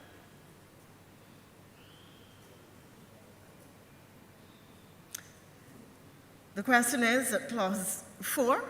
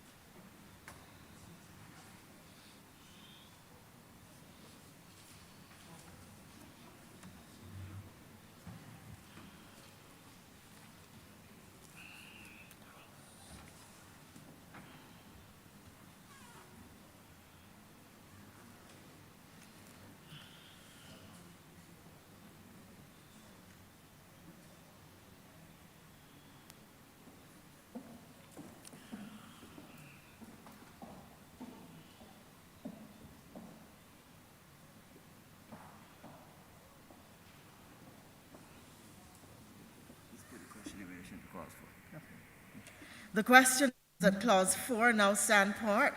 All honourable senators in favour, please say aye. Those against, please say no. Methinks the ayes have it. Schedule. Madam Chairman, I beg to move that the schedule be the schedule to the bill. The question is that the schedule be the schedule to the bill. All honourable senators in favour, please say aye. Those against, please say no. Methink the ayes have it. Madam Chairman, I beg to move that you do now report to His Honour the President the passing of one bill in committee. The question is that I do now report to His Honour the President the passing of one bill in committee. All honourable senators in favour, please say aye. Those against, please say no. Methink the ayes have it.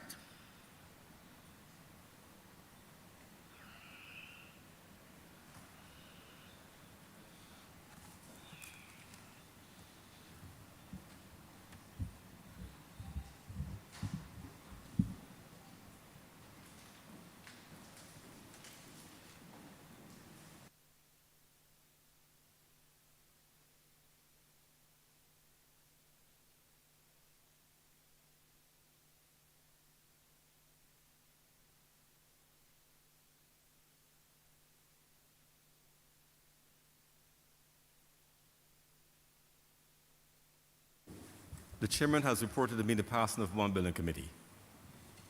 Senator Cummins.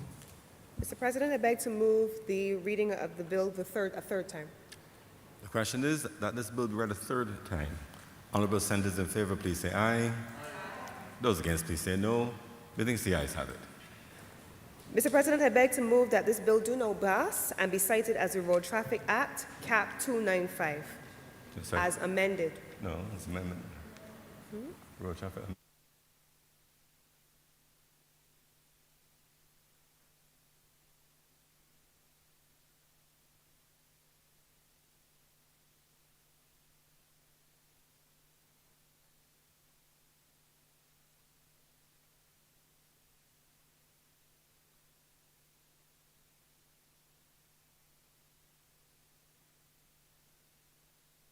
Mr. President, just for information of senators, the Barbados Police Service appears in this legislation, but you will recall that when we did the constitutional amendment, it was indicated that wherever the police force appeared, that would be changed to the police service. So those amendments will be made by the law revision. Yes, sir. And the constitutional amendment did have a period of 3 years within which those powers will be exercised by the President and other authorities. So the question is that this bill be now passed and so cited. Honourable senators in favour, please say aye. Those against, please say no. Methinks the ayes have it. This bill is now so passed and cited. Mr. President, I beg to move the suspension of this sitting of the Honourable the Senate until 10 a.m. tomorrow morning, March 22nd. The question is that this sitting be suspended until 10 a.m. on Tuesday, March 22nd. Honourable senators in favour, please say aye. Honourable senators against, please say no. Methinks the ayes have it. The sitting is therefore so suspended.